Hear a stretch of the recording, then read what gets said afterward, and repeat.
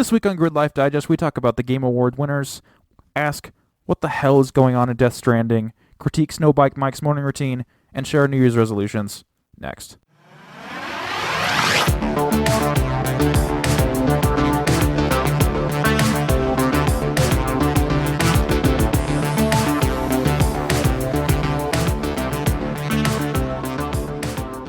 Welcome to the December 13th edition of Gridlife Digest and the number one Holy Shit Soul Calibur 6 is Happening podcast. My name is Noah Friskop, and joining me is the MILF man, Micah Binfet. Hey there, I didn't fall off a roof. I'm still here. That's good. We were really worried about you there for a second. Mad Dad Max Meyer. Yeah. Hello, it's been a while. What's up, guys? It's been a while. And for the first time, we have a guest. Snowbike Mike is joining us. What is going on, dudes? I just want to get this. Snowbike Mike. I just want to get this out of the way. Your radio voice is incredible. I'm so jealous. Thank you, guys. That means a lot to me. I appreciate it. So, where might people know you from? For the uninitiated. I'm kind of unknown out in the streets right now, but if you do keep an eye out on the skiing and snowboarding scene, you might know Snowbike Mike from blazing by you on the ski slopes on my awesome snow bike. But of course, a lot of the kind of funny community knows me from the Greg Miller Industries podcast. I was lucky enough to be chosen for a one-day job contract down there. Fantastic episode of the Game Over Greggy show. That was what caused me to reach out to all you guys because I just enjoyed your rapport so much. You had such great chemistry. Yeah, and like I said, I was just so infatuated by your radio voice. I'm like, I have to talk to this guy more. Honestly. You're too good to me, Noah. Thank you. I really appreciate you coming on with us. So man, I just lost my train of thought. I just got lost in just that intro that you did for us beforehand. So every Wednesday, each of us chooses a topic of conversation, and we recommend a piece of media for the group and audience to check out. You can get this show on iTunes, Google Play, and YouTube every single Wednesday, and be sure to check out gridlifedigest.com to see all the content in one place. While you are at it, follow us on all of our social media platforms, at Gridlife Digest on Twitter and at Gridlife Digest Pod on Facebook and Instagram, so you never miss what's happening. Announcements. We are doing our big special Game of the Year episode extravaganza next week. Look out for it. We're going to be going in depth on all the favorite games we played this year. We're going to try to get as many of us as possible on there. We also have a new merch store courtesy of designedbyhumans.com. Check out our new merch, newly designed logos, all that fun stuff. I've been many sleepless nights working on that, getting you guys all the new hotness. So, without further ado, what have you guys been playing? Micah, start us off. Let's see. What have I been playing? So yesterday, I did a Walmart mob. I went to Walmart just because to see what's going on there. And I was checking out the Xbox aisle, and I saw that they had a Red Dead Redemption May have heard for of it. $16.50. Yeah, it's a little known game, made by Rockstar. What was it? Rockstar North? San Diego, right? Guys? Yeah. I thought it was in San Diego. That sounds about right. I could be totally wrong on that. I'll fact check while you continue your story. Okay, yeah, something like that. Anyways, I picked it up as Game of the Year edition. I already played it before, but that announcement of Red Dead 2 has got me hyped. So I'm like, fuck it, why not? I'm picking it up. So I get it, and then I pop it into my mint condition fucking Xbox One S, the white one. It just looks so fucking clean. So I pop it in there. I'm like, okay, I'm gonna have a good time with this because that game it's probably one of the best ways to play it because it's locked 30 frames per second. Whereas the Xbox 360 and the PS3 versions were fucking all over the place. 19 frames. Well, anyways, PS3 never forget. Yeah, the Xbox 360 would hard lock at 20 frames per second. Yeah, totally playable. Yeah. I'm watching a slideshow right now. I'd rather have it hard locked than the PS3 version, which is just sometimes it's a perfect playable 30. Oh, and now you're in the 15. You're at around 15, 16. Have fun. I know. Try aiming. Sub 720p fun. But yeah, this game is so much fun. I forgot how great it was. I remember buying it back in the day from my friend for and I'm sure he ripped me off, but I couldn't go into a store and buy it myself, so I was kind of resorted to that option. Yeah, you gotta do what you gotta do. And exactly, even if it was the shittiest version of the game and I was paying way too much for it. But oh man, it's such a great time. I mean, just playing as what's his name, John Marston. Oh man, he's such a badass, and I just love his voice. Like back in part 2, but fuck, I just love his voice actor. It's so great. We don't know if he's coming back or not. Like he said, he's retired and he doesn't want to do it anymore. But you never know. Those Rockstar bucks could be pretty enticing. Yeah, exactly. They have fucking so much money right now, Insane especially from money. GTA 5. Like fuck, that printed them money. Stupid money. I mean that shit's that game's still selling for like $60 a pop. I'm sure. The lowest I've ever seen on sale is 30. Not close to it. Like that's the lowest. Yeah, 30. Ever I mean, gone. It's still 60 full price. That's not in a sale. That's amazing for a 4-year-old game. Yeah. Or whenever that came out, like that's a fucking old game by now. 2013. And people are still playing fucking 30 at the least, which is fucking insane to me. So I fact checked. Yeah, Red Dead Redemption was developed at Rockstar San Diego, so I wasn't crazy. Okay. Yeah, Rockstar North. I was the crazy one. Okay, well maybe it's because they pop up. I don't know, on the because in the beginning of the game it shows the studios. Yeah, and it shows the revolver. Yeah, so it showed North and then San Diego, I think. Like, I don't know, maybe I'm crazy. I don't know. Yeah, like they're both involved somehow. Like, I don't know, maybe one did like the horse physics or something. All right, so GTA 5 was developed by Rockstar North, so that is their main New York office, I believe. Okay. Yeah, but yeah, it's a great fucking game. I mean, I don't know what is there more to say about it. That Max needs to play it like real bad. Yeah, Max play it. I will. You have that shiny new Xbox One S too. Yeah. So fucking buy it. Well, It's not even that long, really. Like if you just did the story, But- it's pretty digestible. It's not. Yeah. No, yeah. if I just try to skip all the open world bits. Yeah, like I mean, just the way that Rockstar games are designed, like you can pretty much mainline those, no problem. And like the other stuff is there if you want it, but it's not really a staple of it. Like you can go play cards and bounty hunt, which is fun, but if you just want to experience the story in a straight line, totally viable. And I'm still like riding off that Westworld hype train. So I pulled up the score, the music from the show, and I was playing it in the background. I was playing Red Dead Redemption, and so I was just like having trippy thoughts, like, oh, what if this is like a quest line that they put in Westworld? Yeah, Like I was just thinking over that in my head, like that's totally possible, and like wait, I was like thinking about it. I was like, wait, this is a video game. Like it pretty much is a quest line. You know what I'm saying? Like as it is, but it's in a video game, not in real life. So just like the way I was just the way they structured like the NPCs in Westworld. It's like they have very set behaviors like in games. Like they follow their schedule and they do this thing, and if you do this, it triggers this like dialogue for them. Like so, it's almost like really advanced game design in that show. It's like obviously like way in the future, but we'll see if it gets to that point. Yeah, just real life, but. Yeah, go check out Red Dead Redemption on Westworld also while you're at it.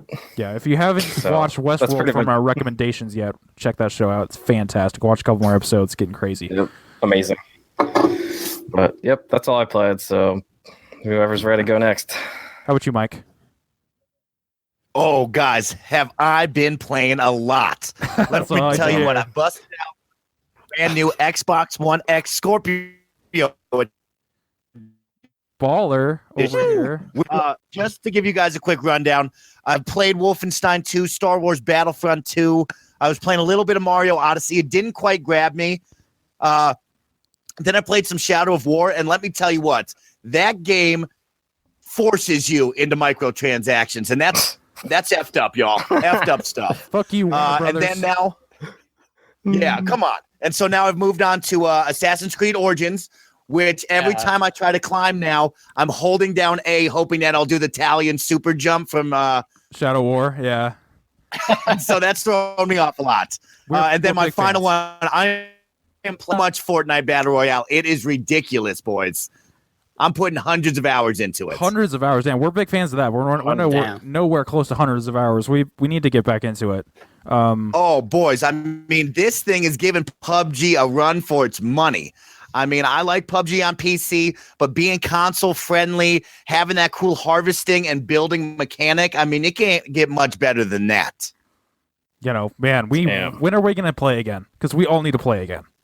Like just we played. Noah and I played in the beginning, like when it came out in the very, very beginning, like the first 3 days, and we got second place. Stopped playing, and then they updated the game so much that I feel like I would suck ass now, like really bad. No, you just get out there, keep shooting and looting, baby. That's what it's all about. And to finish my little topic off, I've been doing a lot of NBA 2K outcasting. So I love to get on stream. I find, some of these top pro-am teams, and I'm out there just giving a broadcast just like you'd be watching an NBA game. That sounds awesome. You're always really streaming when I'm at work, or I would definitely hop in the chat. Like it's always at the you bad be working part. late? Yeah, I am. I get back at like midnight, 1 o'clock sometimes. Oh, making those pizzas. Yeah, for not enough money. Damn. Pizza life. Yeah, that's the pizza life. It's hard. Man, you've been around. What about Mario Odyssey isn't grabbing you? You're just not a platformer fan? Yeah, it must be the platformer, and it almost feels too loose, guys. Like he kind of runs a couple steps after you stop, Maybe it's just me, but every time I feel like I move, he's Overdrive, since that's one of the Xbox console exclusives. And I was just like, the whole time I was playing, I was just like, what the fuck is this game? Like, what is this? When am I playing? That's appropriate. I was so confused. I was like, what is going on? It's like the most PlayStation game you can play on the Xbox, if that makes any sense. Because I mean, it is Insomniac, right? Yep. Yeah. I mean, you're pretty much playing like adult Ratchet and Clank. Yeah, so it was like the grinding and shit of Ratchet and Clank, and then it was just like Apocalypse from energy drink. I was like, what the heck is going on here? Soda It just threw me into this thing with zombie energy drinks. I was like, what is going on? I thought you knew what you were getting into.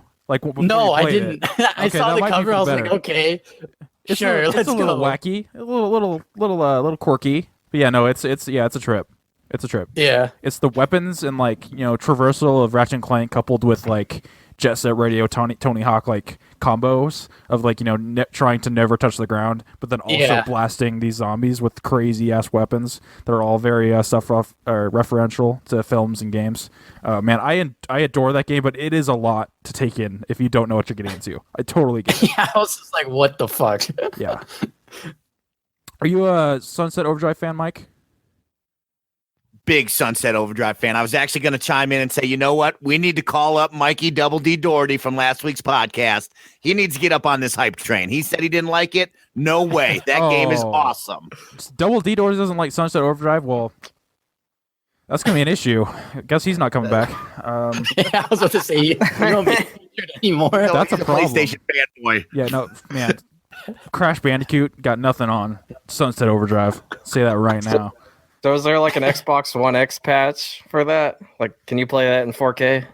Oh man, that'd be gorgeous. I don't know. I haven't looked back on it. Once you beat it, it's kind of tough to go back to because there's not much more content, So I don't know if I would go back, but it's worth a check out. 4K and that would be nice. I know, because that game's already beautiful. Imagine HDR that. on that? Holy crap. Fuck. I know, because that game's already fucking just popping. Just add more color into there. I mean, fucking play it on an OLED TV while you're at it. Fuck, it would look so amazing. Damn. Now I want to go back to that game. Damn. Try it out. Try it out. Try it out if you can. It's cheap. It was $8 at GameStop. Shit, only $8? Yeah, they're giving it away at that point. It was super cheap. Damn. I play an hour. One day when I don't know, when I get home from work or something, and I'm just okay, I just want to go batshit crazy, I'll put it in. Yeah, if you want to have an acid trip, have fun. Yeah. No, it's so good. That gameplay is fantastic. Well, what if you had an acid trip while playing that game? Would it just make it even more acid trippy. I mean, It turns it into resistance. It's just like all brown. Exactly. Yeah. do drugs and play video games, guys. It's fun. If that gets us resistance back, if that's the only way to get resistance back, I'll do it. Just do whatever it takes. Yeah, I'll do whatever it takes. Combine them all. I'll pop all the pills it takes to fucking make this a resistance. Jesus. And then you realize you're locked in a room with nobody. Yeah, and you're sad. Yeah, it's not good. I wouldn't recommend that. No, the depression kicks in. What else have you been playing, Mass? Anything else? I think that's it. I mean, FIFA 18 on the PS4, and FIFA. I still need to get back into Tomb Raider 2013. Yes, please I do. still need to get back into that. Not a good story. Yes, you do right away. Right away. Yes. Games are a must. I got sidetracked by the Ubisoft Assassin's Creed Origins since I was like reviewing that, and I got the platinum in that, which was cool. Hell yeah. Whoa, good for you, Max. Wow. Yeah, my first legit platinum. Round of applause for Matt again. That Max, wasn't excuse me. Telltale. Yeah, that wasn't Telltale. Those don't count. We all know those don't count. No, they don't. All right. In that case, so we're gonna move into our first topic. So since we're talking about games, we're gonna continue that trend. So the Game Awards happened. I might get into this later, but it might be my favorite gaming awards show I've ever seen. I expected to cringe less. I didn't cringe once. I really enjoyed it. So we're gonna go down the list of nominees and winners. I'm gonna say what won, but then also I want to say to you guys a little question like which would you have rather won? That was like what was your pick to win each nomination? I way overcomplicated explaining that, but Okay. So I'm picking up what you're putting down. okay. We can do this. Just like what do you think should have won? That's all I needed to say. All right. Okay. So starting us off, I'm gonna skip the best Chinese game because I can't pronounce most of these. We probably have Good call. Fair enough. Yeah. So the best debut indie game presented by Chick Hydro. They're not sponsoring us. They're sponsoring the Game Awards. No Hydro Man this year. Thank God. God damn it. So the award was for recognizing a new independent studio that released its first game in 2017. Winner was selected by fan voting. So, of course, the winner for this, I would say rightfully so, was Cuphead by Studio MDHR. So the other nominees included Slime Rancher, Mr. Shifty, Hollow Knight, and Golf Story. Mike, which one do you think should have won this, and was it Cuphead? I agree with the fan voting there. Cuphead is a must-win right there. But I would give an honorable mention to Golf Story. I thought that was a ton of fun. Very beautiful, very similar like a Pokemon, but with golf. But, I mean, when you look at those nominees, it's got to be Cuphead in my book. Is everyone pretty much in unanimous agreement with Cuphead on this one? Yeah. Yeah, I mean, come on. That game looks fantastic. I bought it. I'm going to start it soon. So, best esports team. Do any of us care about esports? Nope, not Not really. really. I used to when I was like Big playing. esports guy. Big esports guy right here. All right, so then we're gonna default to your opinion on this one. So the esports team judged to be the most outstanding for performance in 2017, inclusive of multi-team organizations. So Cloud9 took the winning on this one, and the other nominees included Team Liquid, SK Telecom One. This is when it gets weird. Lunatic High, I'm gonna say, and FaZe Clan. So, are you familiar with all of these teams, and is Cloud9 the top of this list? I would say I'm familiar with 4 out of those 5 teams you just mentioned. I don't know about not FaZe, but the team before that you said. Yeah, Lunatic High. Yeah. I don't know about them, but I would say my vote would have gone for Cloud9. What they do with a wide range of games and the teams that they have, it really shows they're in like the top 5 on every sport that they play, every game. So it's got to go to them. But definitely an honorable mention to SKT Telecom. That team is always up there for League of Legends and Dota 2. Definitely needs an honorable mention for those guys in esports. All right, awesome. I really appreciate your insight because none of, except for maybe Emma, but she's more into like Call of Duty stuff, would have any say on these. So then that moves us into best esports player presented by Omen by HP. Not our sponsor, their sponsor. The esports player judged to be the most outstanding performer. Yeah, sadly, right? Get that HP money. The esports player judged to be the most outstanding performer in 2017, irrespective of game. So the winner, oh gosh, Korean names. I'm just gonna go by very difficult. I'm gonna go by their aliases. Faker took the win. He was in SK Telecom 1 for League of Legends. The other nominees included even their aliases are hard. Kiroki, I'm going to say, for Dota 2, Team Liquid, Seoul Dynasty. I'm not even. He plays Overwatch. Jihong Ryu, that's honestly his real name is easier than his alias. Nico Kovic, FaZe Clan, CSGO, respectively, and Markolo Coldzera David, SK Gaming, Counter-Strike Go. Are you familiar with Faker? Is he the best out there? Oh my God, I was just going to tell you, Faker definitely is the must-win there. With League of Legends being so big time on the worldwide stage for esports, I mean, this guy's in the mainstream. He's the biggest thing since sliced toast right now. But I would definitely give an honorable mention. A lot of talk right now about this Nico guy playing CSGO, I believe. Yep. And he's big time too. I mean, that sport is fun to watch. Who doesn't like PC shooters? It's just hard to believe that they're connecting with so many weird shots that they take. Yeah, I mean, that game you can almost, like, more so than other games, like, I look at it, it's like you can see the skill, or it's just like I couldn't imagine playing up against any of these guys, but, like, in CSGO especially, it's like you can see the Twitch aiming skills that they have, and it's pretty impressive. Totally insane. But yeah, Faker's a must win right there. That was a big one. It was actually, I don't know, I'm sure you guys watched it, but it was nice to see him give the speech. And then the kid next to him, the translator, kudos to him for getting up there and translating. But you could tell he was so nervous right there to speak. Poor kid was so nervous. All right, so I believe this is the last of the esports categories. Best esport game overall for the game that has delivered the best overall esports experience to players, inclusive of tournaments, community support, and content updates, irrespective of genre or platform. The winner, of course, was Blizzard's Overwatch. You can't stop them. The other nominees included Rocket League by Psyonix, League of Legends by Riot, Dota 2 by Valve, of course, and Counter-Strike Global Offensive, also by Valve. As someone who actively enjoys viewing the esports scene, is Overwatch the kind of dominant game this year? Because I feel like it's kind of tapered off from what I could tell as an outsider. Or has it just gotten I think their esports actually is on the rise right now. Okay. It's surprising because you just named a lot of big time games. League of Legends, Dota 2, Counter-Strike already have such a great cemented, fan base. They're already big time esports. But when you look at Overwatch and Rocket League, both these games are still so new, and the tournament scene is only rising. I mean, you're watching right now, Overwatch is starting their National League play right here, right now, this week. Yeah. And that's a fun thing to see. That's pretty cool. Yeah, just the fact that they're still adding content to that game, and it's technically almost unfinished because they're always adding characters in. It's just kind of potentially messing up the balance. I don't know. Just to me, it's just kind of kind of little risky for them. It's like it could throw off the whole competition. Whereas the other games, they're kind of established at this point too. Like what you're getting. But totally. All right.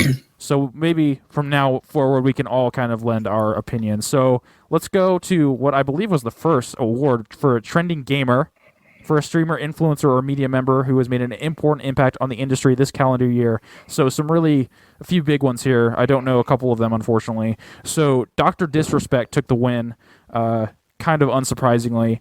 The other nominees included Stephen, I want to say Spawn for Able Gamers. I don't know how to pronounce his last name, unfortunately. I really don't know how to pronounce this gentleman's name. Mike Grezik, I'm going to say. Shroud. Clint Lexa, half coordinated, and What's Good Games and Kind of Funny Games Dailies. Andrea Renee, my personal vote, but it really isn't unsurprising to see that Dr. Disrespect took this. He's had a meteoric rise this year in terms of streaming popularity. Like, that guy he's almost the king of Twitch at this point. Is that safe to say? He's up there. He's definitely top 5 king of Twitch. That's for sure. So who did you guys all vote for? Because this one was a fan voted one. I voted for Andrea just because I know her content since I watch her on Games Daily. Yeah, and she's also it was just a great year for her. I thought she was definitely worthy of being a nomination. Like with just all this, like with the Nintendo World Championship hosting and the What's Good Games launch and the Kind of Funny Games Daily, like she's killing it out there.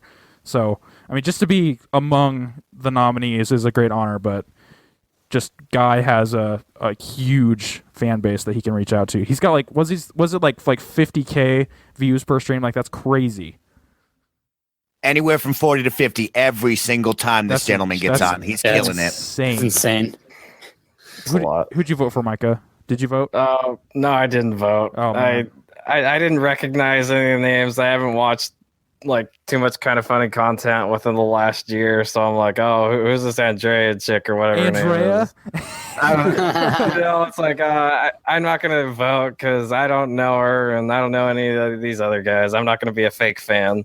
You didn't not even from her Gamescast appearances, the number one recurring Gamescast guest? No, I don't think I've seen her at all.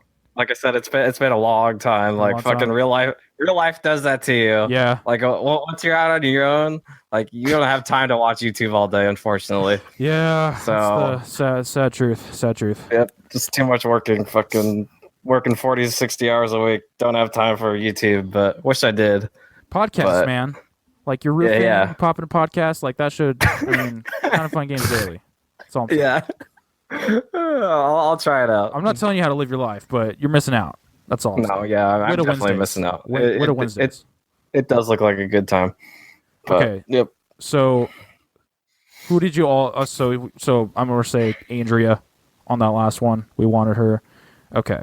So, best student game. I wasn't unfortunately familiar with any of these, but they looked cool. So, Level Squared took the win. Swinburne University Technologies game took the win. The other nominees included Meaning, Institute of Technology, Singapore, DigiPen, Impulsion, Falling Sky, Hollowed, and From Night.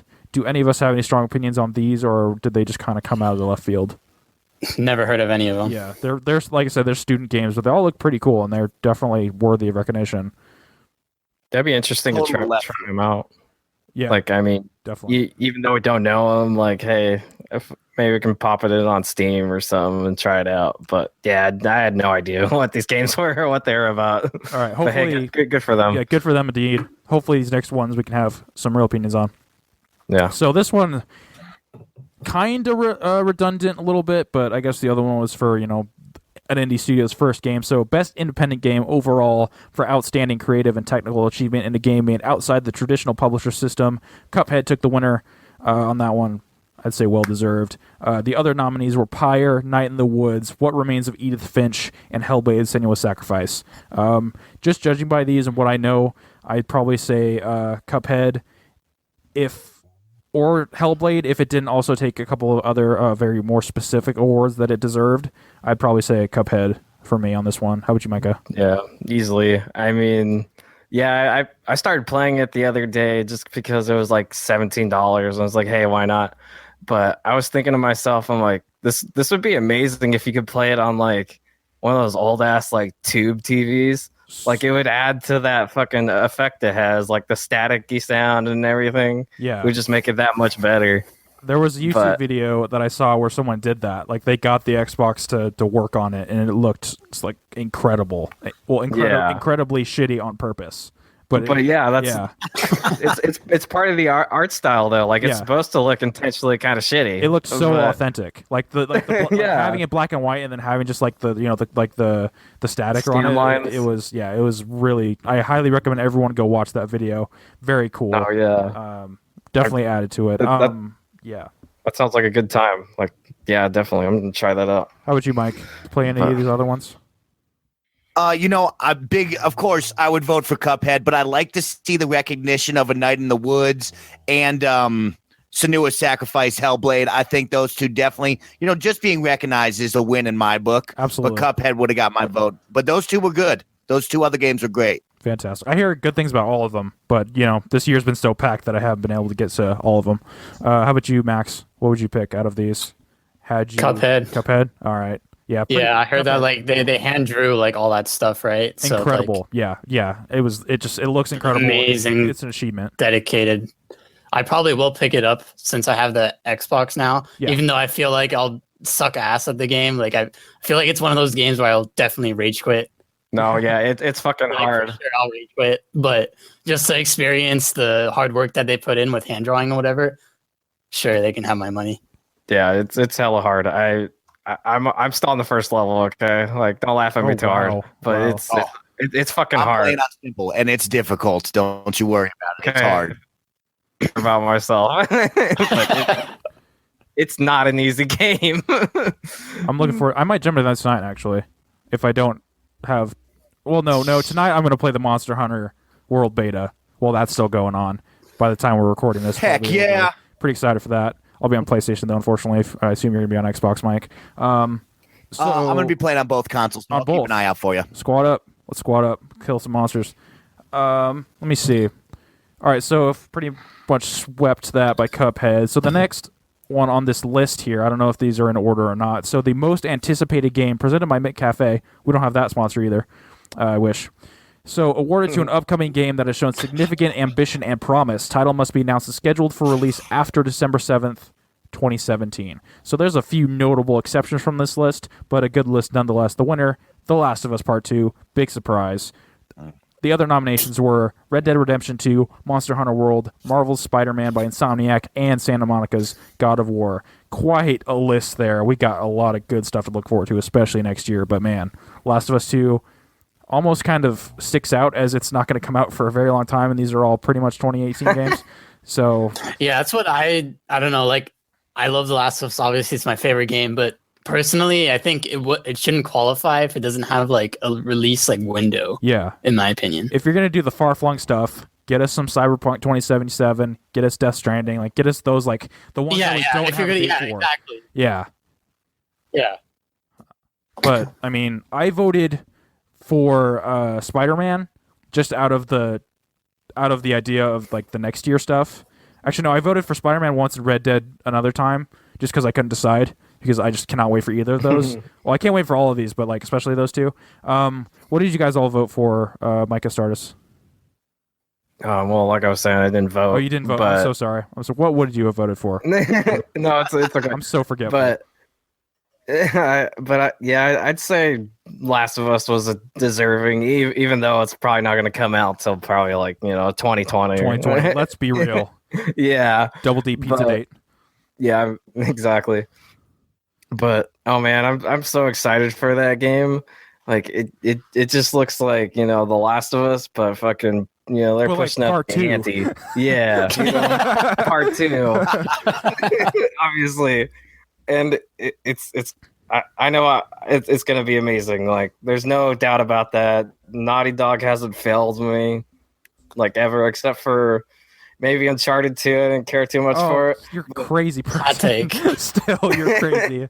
Like there's a lot of people. There's a lot of people who don't care for that game as much as the others. Okay, I haven't seen them. That's news to me.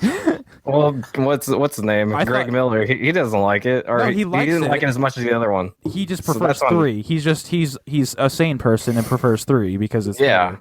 But he likes it. It's like it's an amazing game. It's like an amazing 9-10 game. It's still 3's better and 4's better than that. But we've talked about this fucking many times. But check out Gridlife Love Letters on Uncharted. We'd go through the whole ranking. Anyway. Yeah, and spoiler alert: Uncharted 2 was at the very bottom for me. That's fucking crazy, dude. Oh my god, I still can't get over. Like that keeps me up at night. I'm like, Uncharted 2's at the bottom. You're just tossing and turning, like crying. Yeah. What is wrong with it? Like Uncharted 2. Yeah. Oh gosh. But it's just like how usually in movie sequels the second one sucks. Like that's not true. That's not always true at all. Empire Strikes Back, motherfucker. I think it's true. Like in my mind, it is. Terminator 2. I'm saying movies, but yeah, games. How is Terminator 2 not a movie? Oh, it is. Yeah. Never saw it, but you never saw Terminator 2? Oh my gosh. Oh, Micah. Terminator 2. I thought you said Terminator 2. I was like, no. Terminator 2. Okay. Okay. No, yeah, Terminator 2 is a good movie. Sorry, I'm heated. I'm heated right now. Okay, well, just calm yourself. I'm calm myself. But yeah. Anyways, back to Last of Us. I'm super excited for that game.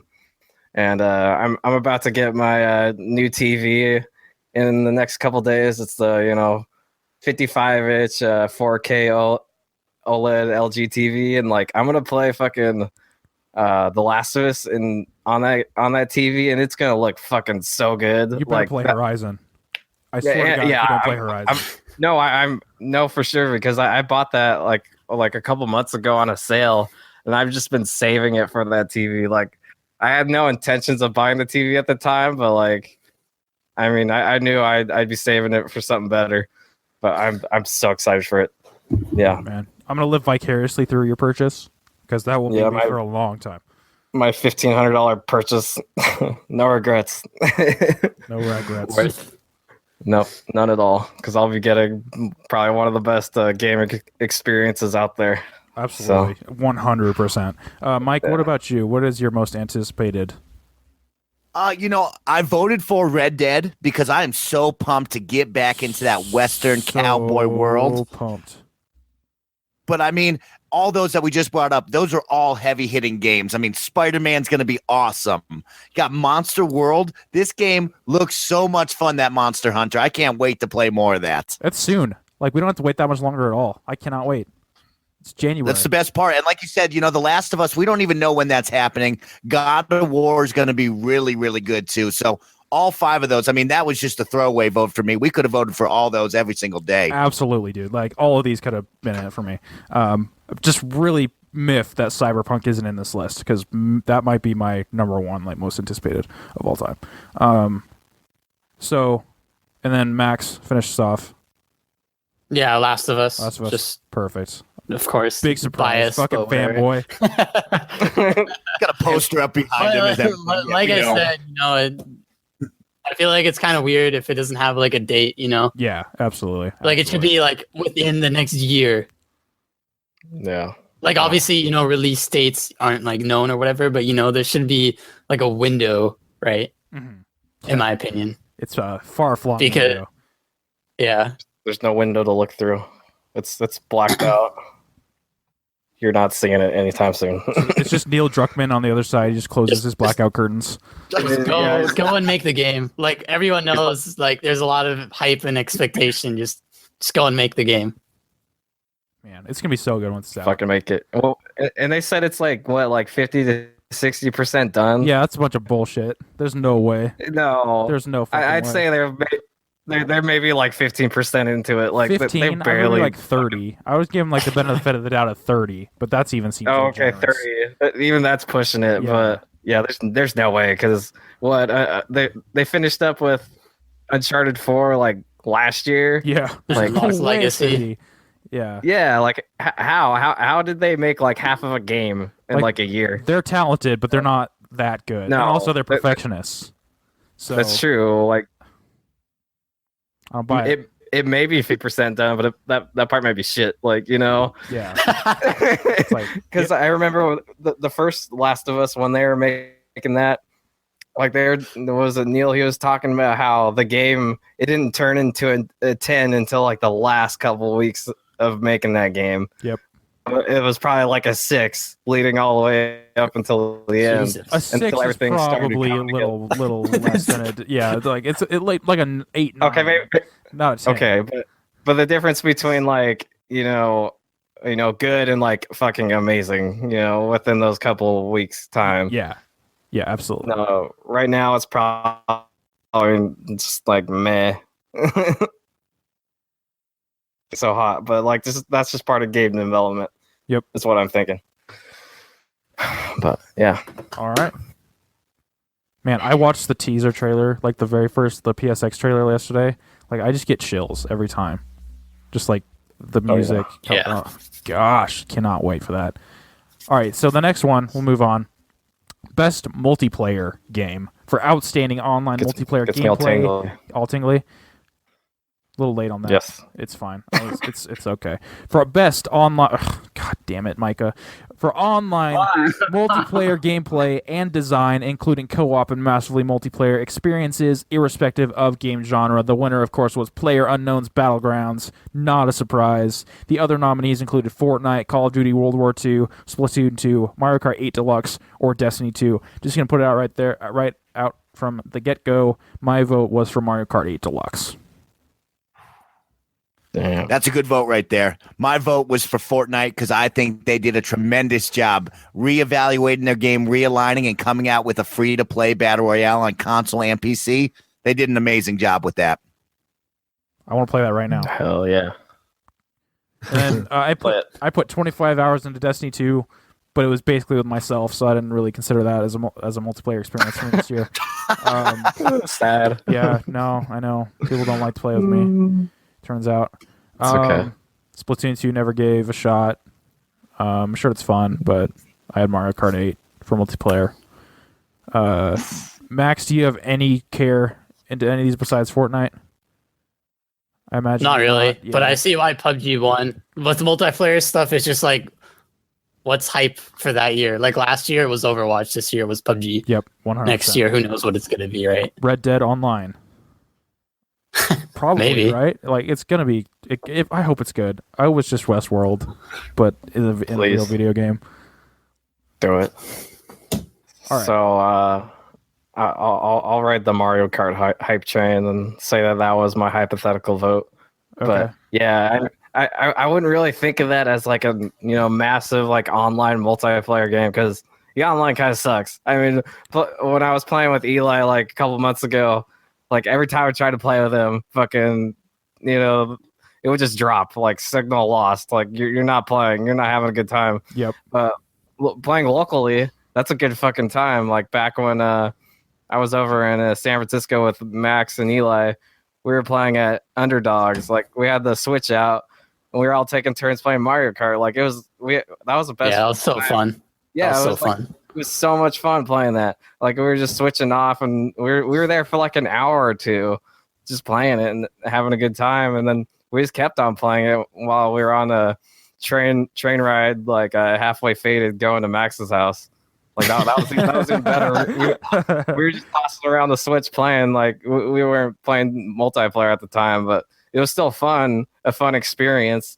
Just handing the Switch off to another person and watching them play.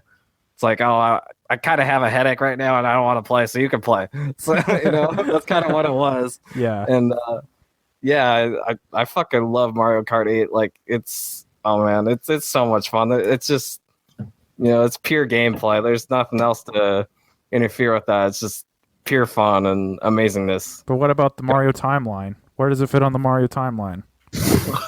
That's a good question. That's a very good question. Is it canon? Yeah, is it canon? I don't know. Some of those DLC tracks, they get kind of messy. Kind of mess up the whole continuity. Yeah, no, my by far my favorite multiplayer experiences this year have all been from Mario Kart 8 Deluxe. Like that, I did not expect to have as much fun with that game as I did. Just grouping up with people either locally or over the internet when it would work. Like just so many hours of fun in that game. That's going to be a game I play for years to come. So I'm not going to really say too much more about that. Besides, Mario Kart 8 Deluxe is fantastic, and everyone that has a Switch should get it. Max should get a Switch. Get a Switch. I just got an Xbox. I know, but you're Mr. Moneybags. You'll figure it out. Oh my god. You make way more money. Figure it out, money bags. Yeah. You got it. Jesus. I'm sure you make like $300 on the day. You can go and buy it. Like, God. right, Max? Right. He's not denying it. Sure. He's not denying it. Yeah. Yeah, he's not. He can buy it. Or just, sell your Xbox and then get a Switch. No, don't do that. He's going to get his dope TV. Don't do that. Okay, anyway. Oh, yeah. So this isn't one I can really speak to very well, but best sports and racing game for the best traditional and non-traditional sports and racing game. So the winner was Forza Motorsport 7. I assume I know what Max's is going to be. Oh, wait, no. You played Horizon, right? I played Horizon. I'll get them all. So this is the simulation, really hardcore racing of Forza Motorsport 7. The other nominations included Project Cars 2, Pro Evolution Soccer 2018, fuck Konami, NBA 2K18, fucking real hard.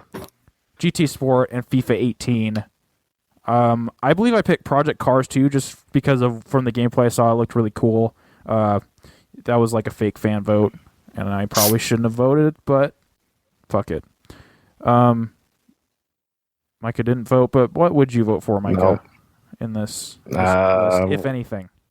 What were my options? Dude, no, it just get me because I don't know what I'm going to say. All right. You know what? I'm going to say that you said Pro Evolution Soccer and call it a day. Good call. That's what he. Yeah, PES. That's what he said. PES. Right. Mike, what is your dream pick here for sports? The dream pick is definitely NBA 2K18. I gotta say they made a lot of revamps this year and definitely turned it upside down, creating an open world that your simulated player can kind of walk around in. You got the vibe of what they call the neighborhood. It's like having a GTA mini map, but with your basketball players. So you have the training facility, the Gatorade workout gym. You walk down the line, there's a T-shirt voting booth where you can create your own T-shirts. Going down, there's Pro-Am courts. There's a haircut, tattoo, a Foot Locker you could stop off in. And then, of course, you finish off in the street where you're playing 3-on-3 pickup ball, 2-on-2. I mean, they really took it up a notch from just a bunch of loading screens to more of like, hey, you're in the hood, you're in the neighborhood walking with your boys. That sounds great. I had no idea. That's cool. Your radio voice alone is selling me on that game, and I fucking hate basketball. Same. I was like, you want to hit the streets and play some street ball with your boy. I'm waiting for you. Like, maybe I should pick up NBA 2K18, even though I fucking hate basketball. Yeah. But no, you kind of sold me on it, though. I'm like, this sounds fun. It does sound fun. Have you considered getting into PR? That's all I'm saying. Thank you, boys. One day I'm trying my best. All right. You'll make it there. All right. What about you, Max? FIFA 18. FIFA 18. No I love there. soccer. I love the journey mode. It's really fun, like single player mode that they added in it. That they added. The first one was in 17, and this is like the continuation. And I just love FIFA. I'm not crazy. I don't get them like every year. I wait a couple years. You got that since I actually follow the sport in real life. So like after like 3 or 4 seasons, players usually move to a different team. So then I'm like, okay, then like the teams are different and stuff. So that's awesome. How did Alex Hunter's career continue on in this second story mode of it? You just like join from the whatever team you ended. Like I didn't actually play 17 yet, so I played 18 first. So I got to go back into 17. But I'm pretty sure the end of 17, you get like a choice of where you want to go, right? Okay, no, I only probably got about 20 games into his career, and it was a ton of fun to see that, but I wanted to see the continuation. That's never been done before in a sports game where they kind of make a story and continue it years on end. That's pretty cool. Yeah, so you got to play what team was I on in the beginning? The Chicago But then I basically like Ballers. I transferred like 3 teams in one, and then there's like a season I transferred like 3 times. And like people were like, "Oh, is this guy even loyal and stuff?" And then there's also like a family issue side to it, which I kind of liked because I don't know, I kind of like emotional stuff in video games. So I like The Last of Us so much, but it was cool side because it turns out that he has like a sister that he didn't know about. Spoilers. God, I was gonna play it. I was gonna play it next week. Spoiler alert.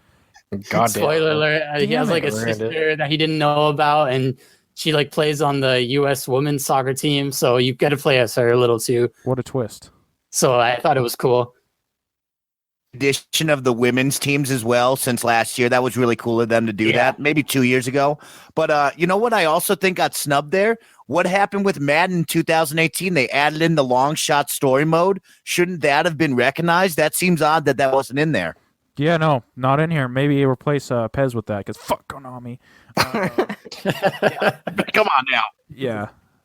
I've heard pretty much unanimous praise for that mode. I'm surprised that's not on there. It's very strange. Huh. Or even replace Project Cars, but Project Cars is supposed to be good. I don't know. It's very strange. Life is strange. Hell is strange. So, the next one. Best strategy game, best game focused on real-time or turn-based strategy, irrespective of platform. The winner, Mario plus Rabbids Kingdom Battle by Ubisoft. Fun little quirky game. Need to get back to it. Never quite finished it, unfortunately. The other nominees included XCOM 2, War of the Chosen. Talk about a game I need to get back to. Tooth and Tail, Total War, Warhammer 2. What up, Tom Hawkins? and Halo Wars 2. Wish I could play that. So for me, even though Mario plus Rabbids Kingdom Battle is really fantastic, I gotta give it to just the big dog XCOM 2. Like, just the things that they did with that expansion, like, it's basically its own new game at this point. It's felt more substantial than most game sequels are, and it's only an expansion. They completely overhauled so many mechanics and systems that it's staggering. So, hats off and shout out to them at Firaxis for really just continuously stepping up their game with XCOM. We do not deserve them. Any other strategy game fans among us? Micah? Oh, huge strategy game fan right here. Sorry to steal that thunder. No, it's all good, I man. got to say, I love XCOM 2. That's a must win right there. But of course, my honorable mentions would actually be Halo Wars 2. Played a good 60 hours of that on my Xbox One, and I love that game. I think it's really good. They've converted the controls to be on console, and it actually works really well. And there's some good competition out there on the online mode. So I like that. And I actually, on the PlayStation, enjoy Tooth and Claw. Reminds me of the Redwall series of all, like, the animals, the squirrels and stuff battling each other. I like that game. Yeah, no, the art style looks really cool. I have not played it, unfortunately. Yeah, I want to play Halo Wars 2. Halo 6 needs to take a cue from this game's art style. Like, it's just way more Halo than the last few Halo games have felt. Good for this, bad for those. But yeah, no, if I still had an Xbox One, I'd definitely be on Halo Wars 2. I want to pick up the first one on Steam if I can run it, but I just cannot give XCOM enough love. Max, do you have any care whatsoever for any of these games? No. Okay. Even though I love XCOM so much, I could not recommend it. Like, I know you would not like it. Just I got a feeling. I don't know what it is. Damn. It's very, very deep. And it's all like mental strategy stuff, and then that's not even touching on the combat yet. It just doesn't seem like a Max game. It's probably not a Mike game either. Yeah, I'm not typically a strategy game fan, but those games just grab me like hardcore. Like, I love XCOM so much. All right, so we'll probably move on. Best family game, for the best game appropriate for family play, irrespective of genre or platform. Super Mario Odyssey took the win on that one. The other nominees included Splatoon 2, Sonic Mania, Mario plus Rabbids Kingdom Battle, and Mario Kart 8 Deluxe. I voted for Mario Kart 8 because I just felt like, being a natural multiplayer game, it's a better fit. But I keep seeing people playing Mario Odyssey with their families, so probably a good win here. I don't know. No, yeah. Mario Kart for sure. Yeah. Yeah, I would say Mario Kart as well. Okay. Sweep that up. Like Sonic Mania, like Just because, that's a single player even game. though we're not family, but as Micah was describing earlier, we were on the train and stuff and just playing in the restaurant, so we're pretty much family at that point. Family game. If the Suicide Squad could be family after like a day of being with each other, it would be family like Mario Kart. So I mean, we've known each other for like, I don't know, maybe like 3/4 of the year. Like, I'd say it's family enough. Which is kind of crazy to think about. Just like this year has just flown by. I don't even understand why Sonic Mania is on here. Like, it's a great game, but like not a family game per se. It's just kind of a single player platformer. It's not really just pass the controller back and forth type thing. It's just Sonic. It's just Sonic, but it's good Sonic. It's better. It's like the best Sonic has ever been. And in a while. That's more than I can say. No, like ever. Period. Like, honestly. Oh yeah, because even going back to like the original Sonic games, like those aren't good. I mean, they were good. They weren't great by any stretch of the imagination. Like, this is like the best possible incarnation of old Sonic. Like, I never finished it, but Sonic Mania is actually really charming, quite fantastic.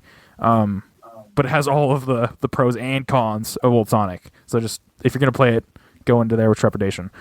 So yeah, we're probably just gonna sweep Mario Kart 8 on this one.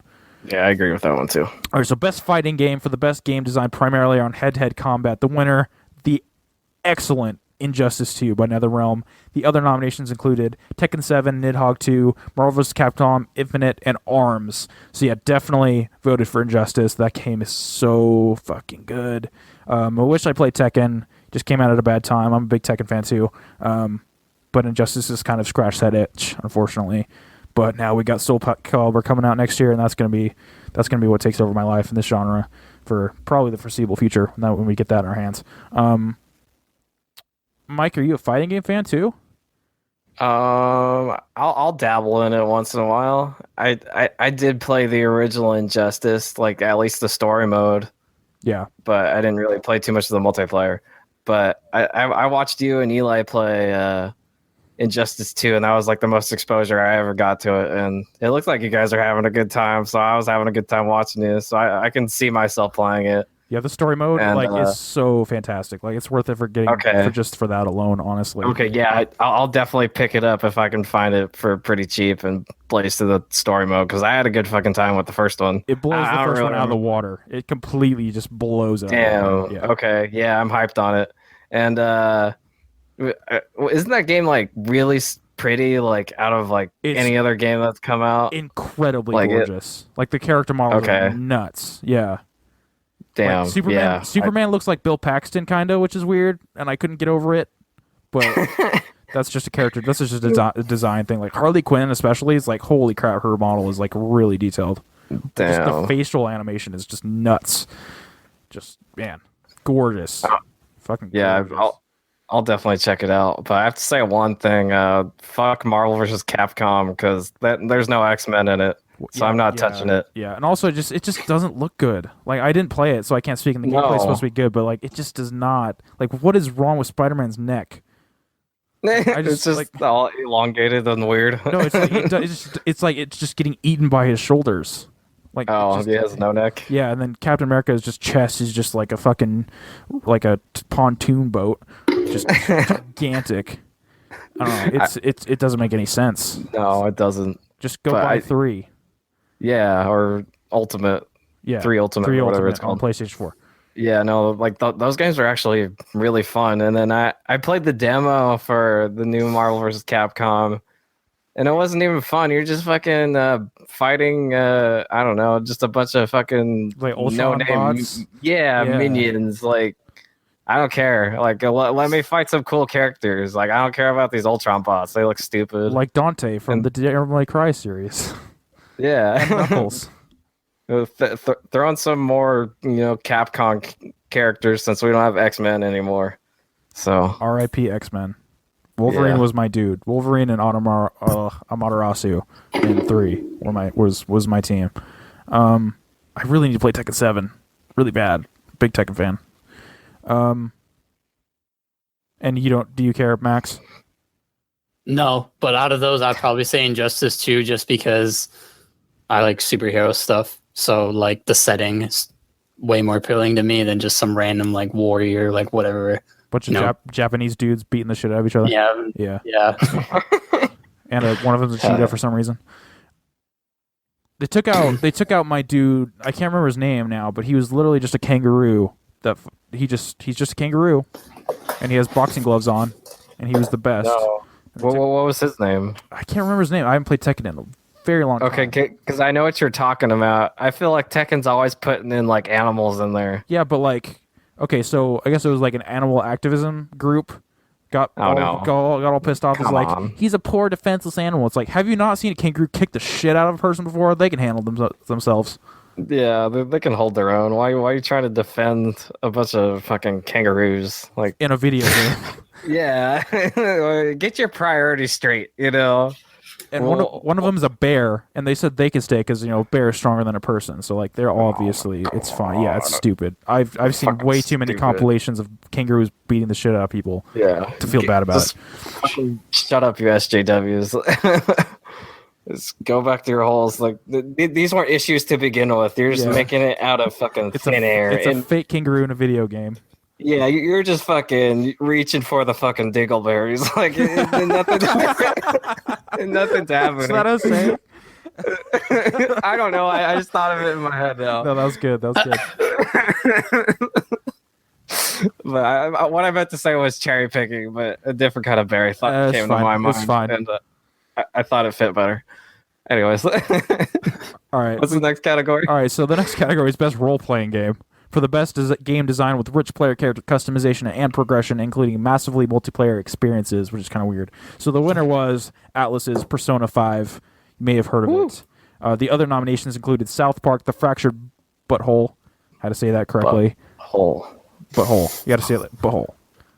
Final Either way you Fantasy say 15. Strangely enough, Final Fantasy 15, which came out too late last year to qualify, so it's in the running this year. Divinity: Original Sin 2, Valerian, and Nier Automata. I didn't play Nier yet when I did my voting, or I probably would have voted for it, but I actually picked Divinity: Original Sin 2 because that game looks nuts.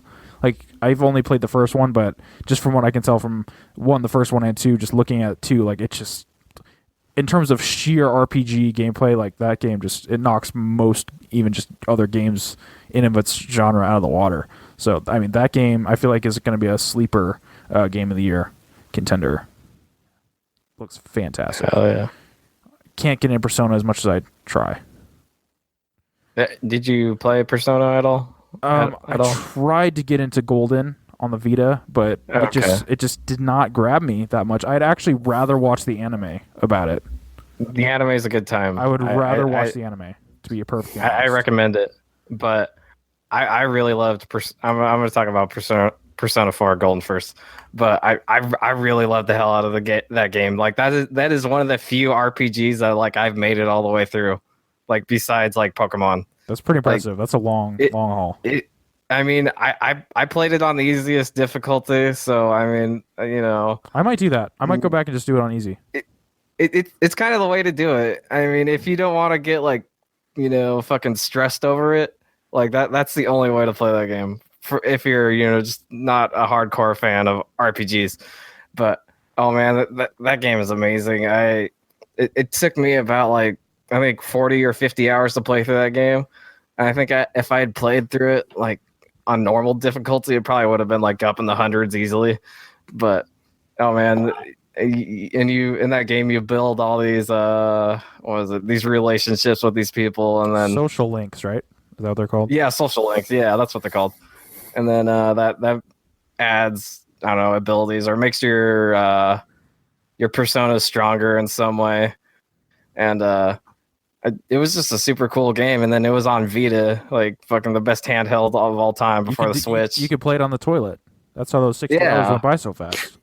No, yeah, exactly. Like, it was so easy to just whip it out and start playing. Like, it was one of those deals where I was under my blankets playing that till fucking, 12 in the morning, or, it was so much fun. And then Persona 5 came out, and fuck, I was so hyped for it. I pre-ordered it and everything on Amazon. And as I was popping it in, like, I was like, I'm in for a good fucking time. But yeah, it fucking turns on, and then the intro plays, and it's just, I don't know, weird Japanese stuff happening, and I'm like, I'm into it. Weird Japanese, just like the subtitles on the bottom, it's like weird Japanese stuff happening. Yeah, just the subtitles in my head were popping up for that. But I actually didn't play too much of it. I only played through, like, the first dungeon, or whatever you want to call it, and it was really cool. It was a lot of fun.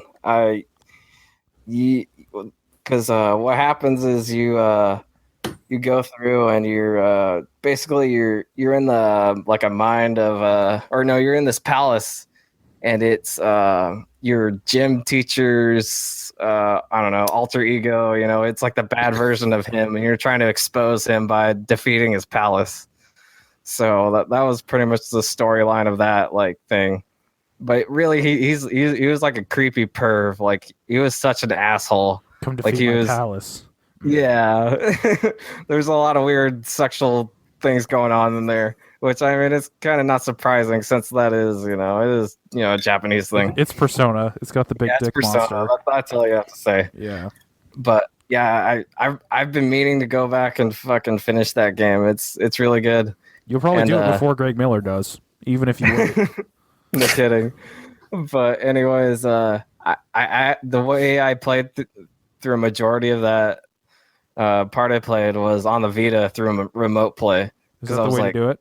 It is the way to do it, because even if there's a little bit of lag, it doesn't matter, because it's a fucking turn-based RPG. Like, you don't have to make any quick movements at all. Like, you just press the button and wait for something to happen. That's all it is.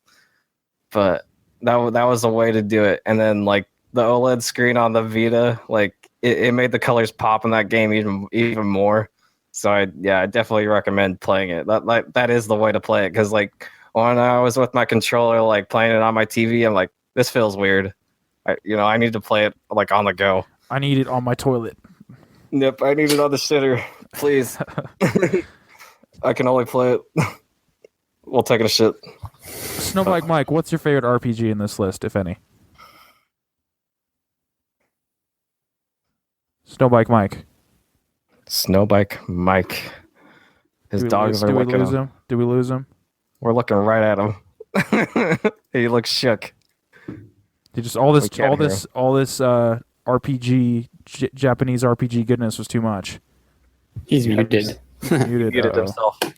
Max, do you care about any of these games? No, not really. The only RPG I really played this year Horizon and Assassin's Creed. And those are since they barely RPGs. But yeah. Other than that, no. But everyone always raves about Persona, but I just don't give a shit. Like I would hate that game. Yeah. I would hate that game so much. That's totally not a fucking Max game. Like holy shit! Like everyone's like, "Oh my god, Persona!" I'm like, "No, you don't have get away from me! No, I don't want it." You don't have enough time to play that game. Even I don't. It's too much to bite off and chew. Like you're gonna be fucking chewing on that for a long fucking time. It's like the least tender steak on the planet. No, yeah, like that shit's like fucking charbroiled to like the max, like so fucking tough, like tougher than leather. Like you're not getting through it anytime soon, even if you tried. But I'll give one more chance. Mike, are you still with us? I should be right here with you guys. I hope you hear me now. But I was going to say my vote was going to South Park. I like Persona a lot, but I found that South Park was a little bit easier to get into. The new fighting mechanic with the kind of grid-based, turn-based was a lot of fun. And I love getting to be South Park superheroes. I mean, come on. That was way too much fun. Yeah, it was great. It was really great. I need to get back to it. I like the fantasy aesthetic more than the superhero aesthetic, surprisingly. I don't know, just something about Stick of Truth just felt right, and Fracture just did not grab me immediately, but it's one I need to get back to. It's on the list of shame. So we'll move on. We're kind of running a little bit slow here.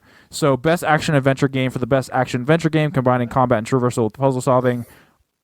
Breath of the Wild took it.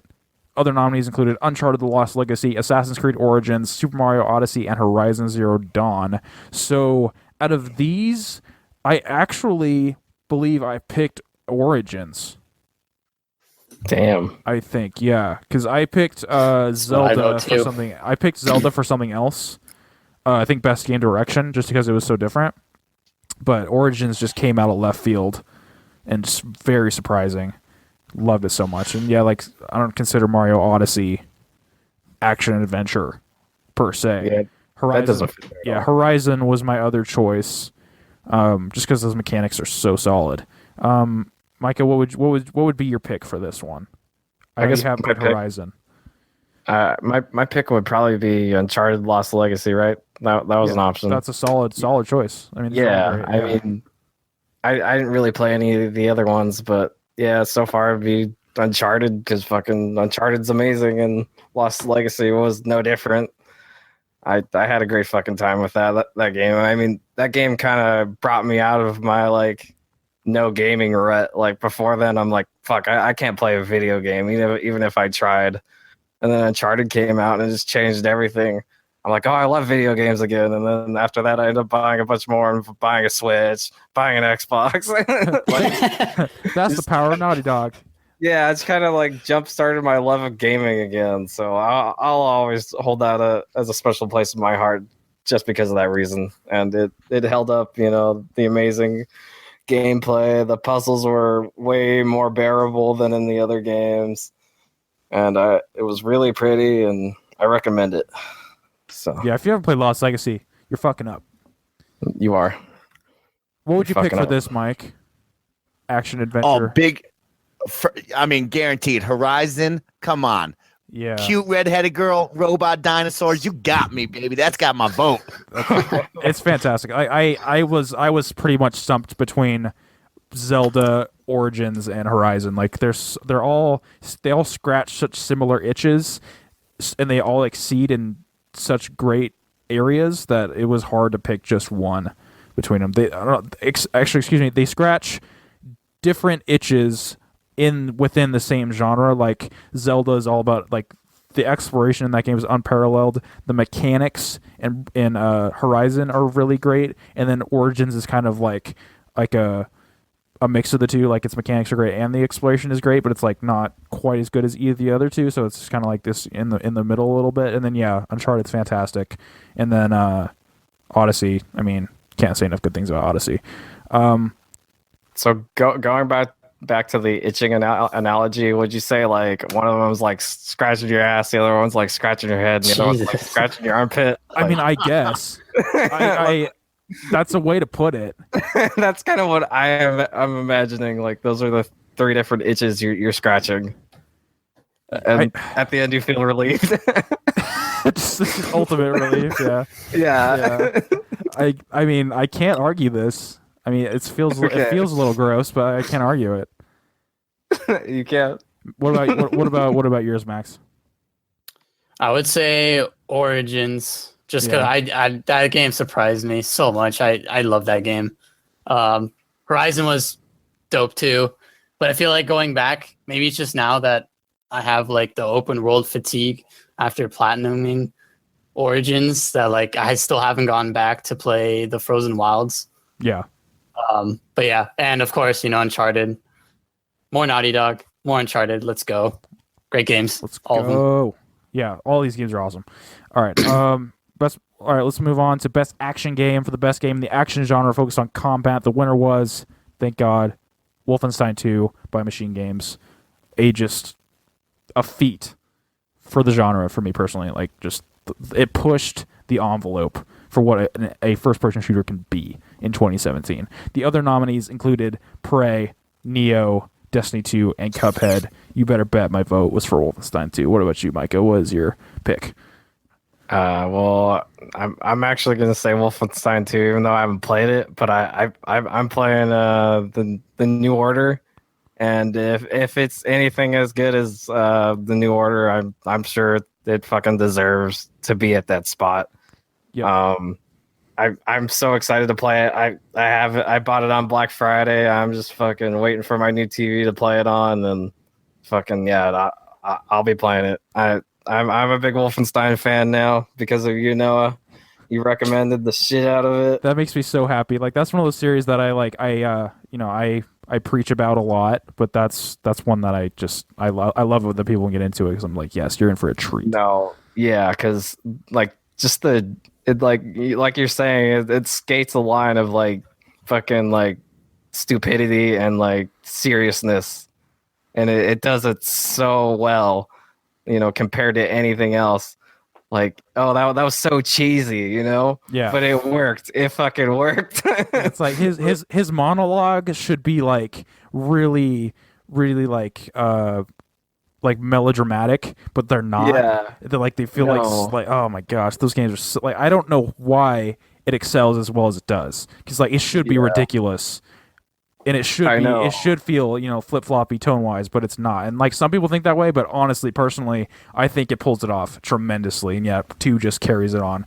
It ups the ridiculousness factor and it ups the serious factor. I don't know how it's not just crumbling under its own weight. It's incredible. Mike, what is your pick for best action game here out of these picks? Wolfenstein 2, no doubt. Unbelievable game. So much fun to go through, and it's a must-play. Must play, seriously. Can't say enough good things about it. Max, any of these suit your fancy? I know you love Destiny. You love Destiny too. Oh yeah, You're sure. A big Destiny Trash. Trash. That just doesn't make sense. Like with all of its issues, combined, it's still not bad. It's trash. Let me go here in this corner, jerk off real quick, kill aliens, do the same thing, and talk to a ghost. Trash. Like I said, I played it for 30 hours. I missed the jerking off part, but I might need to go back and replay it. That's because that's all you do. Literally hold down the trigger button and kill one alien type, move on to the next.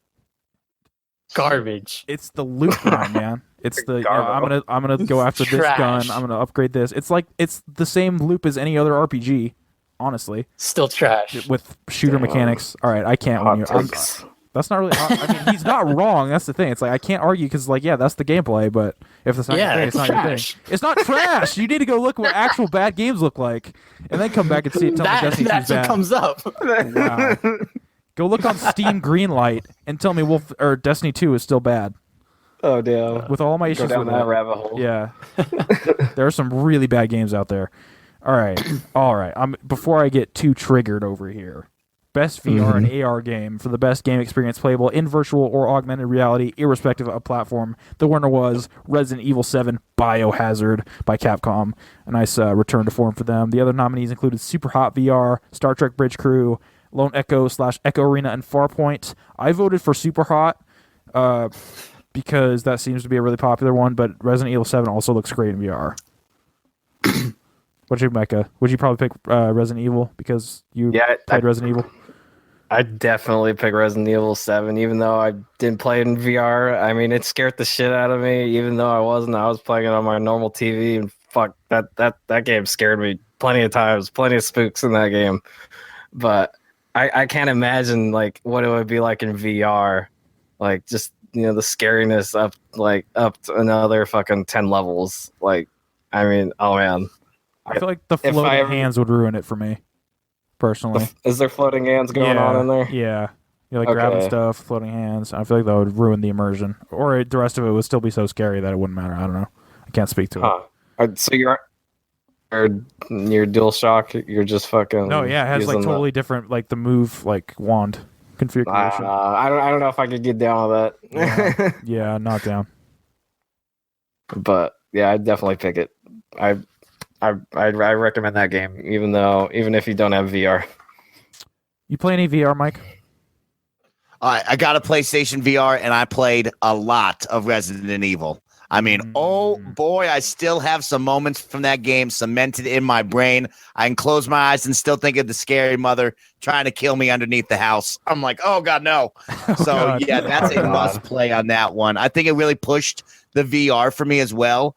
When I also think of some of these titles, that Lone Echo Arena, just the thought of getting a couple people from like 6 to 8 guys playing that game as almost, man, that looks like a ton of fun. I got to do that. Yeah, no, I'd love to play all of these. And Star Trek Bridge Crew has provided some of my some of my favorite Let's Play content of the year. Just some great stuff. People making some great stuff with that game. Farpoint looks cool. It seems to be pretty forgettable, but yeah, super hot. If I had a VR headset, that's probably what I'd play first, to be pretty honest. All right. I'm telling you, I like Skyrim right now on the PlayStation VR as well. That's good? Going really well. I was hearing a lot of I'm enjoying it a lot. Opinions. I was hearing a lot of like, this doesn't look so good before it released, but all right, that's good to hear. That's I'm having fun. Dream. I like jumping into a world like that. That sounds fantastic. Yeah. So is it the full-fledged Skyrim experience just in VR? That's the full-fledged Skyrim experience in VR. And I mean, when they push things like that, that's what I'm all about. Doom, I like that. Resident Evil, you push the full game into VR, I'm in it. And that's what I want to do. Damn. Yeah. We don't want these bite-sized experiences. We want a full fucking game. Oh, you don't want to play Gary the Seagull? Come on, man. It was a lot of fun, dude. You want to play that Justice League tie-in shit? Oh, my God. Looks so bad. Looks so bad. Man, so you're telling me in VR I can Fusroda somebody off the top of the mountain in VR? You can do that. The dragon's flying at you. You're like, no, don't get me. And you're battling it. You got spells on your hands. It's super cool. Man, great job on that part. Oh, man. I've played 500 hours of Skyrim, and that still sounds appealing to me. Man, probably not going to happen. How do I keep coming back to that game since 2011? Yeah, I love it so much. Gosh, we don't deserve it. And then Max, you don't play VR. I don't have any VR experience with any of the platforms, but it makes sense for Resident Evil just because like the exposure you get and the scare tactics and that it's actually like a AAA experience. Definitely. So best handheld game, which is kind of weird because the Switch is a handheld for a lot of people, but they didn't include it. So for the best game playable on a dedicated portable gaming system. Whatever. No. Semantics. That's how they're getting by. The winner, as should be, Metroid Samus Returns. I'm just going to say unanimously, Samus is back. This is the only possible choice. Yeah. She's back. I'll have to check it out. You're giving it that glowing recommendation, I'll bust out my 3DS to play that. Yeah, no, I didn't play it myself, but just as a Metroid fan who has been clamoring for the series to come back, and I would play it if I had a 3DS still. There's no possible other choice. I don't care how good all these other games are. They're no Metroid. Do you have any objections, Micah, or can we move on? Yeah, we can move on. I mean, if they include the Switch in this discussion, I could hang. Yeah, I could definitely hang that way. Like, it's gonna have to probably be included in the future, maybe. Yeah, because like 3DS isn't gonna be. No, they're definitely killing the 3DS and pushing the Switch because it is a handheld, whether you like it or not. I can count on my hand how many times I've docked that thing, maybe like 3 or 4 times. Same. I probably dock a lot more if my left Joy-Con wasn't fucked up. I need to get a Pro Controller. Messed up. And my left one, like the stick is all messed up. It's pretty much unplayable. But those Pro Controllers are hella expensive. I know, that's the problem. That's why I don't have them. But they're supposed to be real nice, so it's probably worth it. But that's just steep. It's steep. Don't worry. Ask Moneybag Max for Christmas. He'll buy you some. He bought me 2. I have 2 Pro Controllers. Can we not have that nickname? I don't like that. You don't like that? All right. We'll stop. No, it's true. No more than Max. You got it. I said we'll stop, and you said no. So we're gonna keep doing it. No, stop. I was like, I won't say it again ever, but you say so. All right. So two negatives turns it into a positive. that's what I like to say. So best game playable on a mobile device. I don't know why you'd want to do that, but Monument Valley 2 took the win. Gaming. Fire Emblem Heroes, which is my vote, just because it's a full-fledged, somewhat AAA game on a mobile device. Super Mario Run, Old Man's Journey looks kind of interesting. Did play it though. Hidden Folks looks like Where's Waldo. I voted for Fire Emblem. Cool. I don't know if does anybody have any significant shout-outs for this category? Can we move on? Probably. Don't care. As it should be. Play games on a dedicated game platform never mind. Anyway, Best Ongoing Game awarded to a game for outstanding development of ongoing content that involves the player experience over time. The winner was Overwatch. No surprise there. Warframe was my vote. The way that they've supported that game has been incredible. They just dropped a huge update that just almost makes it look like a sequel, more of a sequel than Destiny 2 was Destiny 1, honestly. Rainbow Six Siege, still going strong. GTA Online, still going strong as well. Destiny 2, which I don't know if that counts because it's not really... It will be ongoing, but it's only been out a few months. Then PlayerUnknown's Battlegrounds, which will never die, I assume. More people need to play Warframe. They're doing a lot of good stuff over there. It's the Destiny type loop, but with third-person action elements. If that's more your fancy, and way grindier, but it's a free-to-play game, so it doesn't really matter. And unlike Destiny 2, I'd be happy to pay them money, except I'm never paying a dime in the Eververse economy in Destiny 2. Any passionate ongoing games you want to shout out? Grand Theft Auto 5, guys, we got to talk about this. This online community is still striving, still so big. Come on, I mean, give me that gold-plated plane. I will buy it with real game money. Let's go, man. Don't worry about it. This is a game that had I got into at the start and had a dedicated group, I feel like I'd love it, but every time I try to get in, like, it's just by myself, and it just doesn't work out, and you can't really do all that much, so it's like, I don't know. If I had a dedicated group, I'd be all about it. It just hasn't happened for me. They've done a great job with this. And yes, if you play solo, it's not the same, but you got to think, man, if this is what they've done for Grand Theft Auto Online, imagine what they're going to give you when they come out with Red Dead Online. I'm going to be all over that from day one. It's going to be going for years, and it's going to be fun. Oh, man. Robbing trains and shit. Yeah. Like, that sounds like the best thing ever. Dude, we gotta get on that, Micah. We gotta Oh, yeah. Yeah, that's got to be the game. It will. But here's my one rule, boys. Grand Theft Auto Online took about 1 year to 2 years to come out and actually be playable. I can't wait that long with Red Dead 2. I mean, I need this within the first 6 months. It's got to be out and playable. I don't want to wait that long again. Yeah, honestly, I'm going to be playing the single player probably for 6 months. So I don't really care if they take their time, but yeah, have it be good. Hopefully, take the lessons learned from GTA 5 and apply into Red Dead. I know they're different studios, but they got to be talking internally pretty consistently. All right. We're almost done. We're on the final stretch. Let's do it. Games for impact, for a thought-provoking game with a profound pro-social meaning or message. Winner, Hellblade: Senua's Sacrifice. That was my vote. The things that they've done for the Mental Health Day and everything, like, I mean, that's awesome. What other game can you say can do that? And then the other nominees were Please Knock at My Door, Night in the Woods, Life is Strange Before the Storm, Bury Me, My Love, and What Remains of Edith Finch. I mean, I'm sure these are all other great games, but Hellblade is something truly special as a game and as just, an example of we can talk about these things and it's okay to, have these issues, have these problems. Like, we can all, rally around people and, they don't have to feel ostracized anymore. But I am not familiar with Please Knock on My Door, unfortunately, or Bury Me, My Love.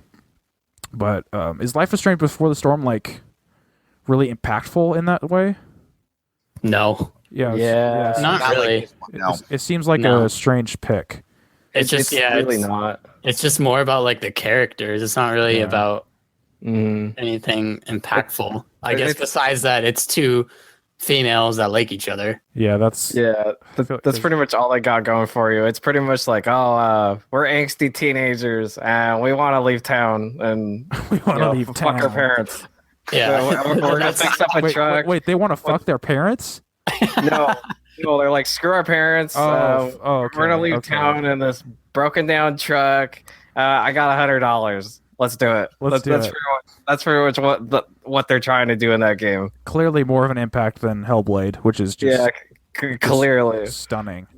In the most I can't wait to play Hellblade. Yeah, you're in for a treat. You're in for a really horrifying, fucked up treat. But it's good. You'll come out the other end a better person, I believe. All right, so we're just gonna call it Hellblade. Best performance awarded to an individual for voiceover acting, motion, and or performance capture. The winner, Melina Juergens for Hellblade.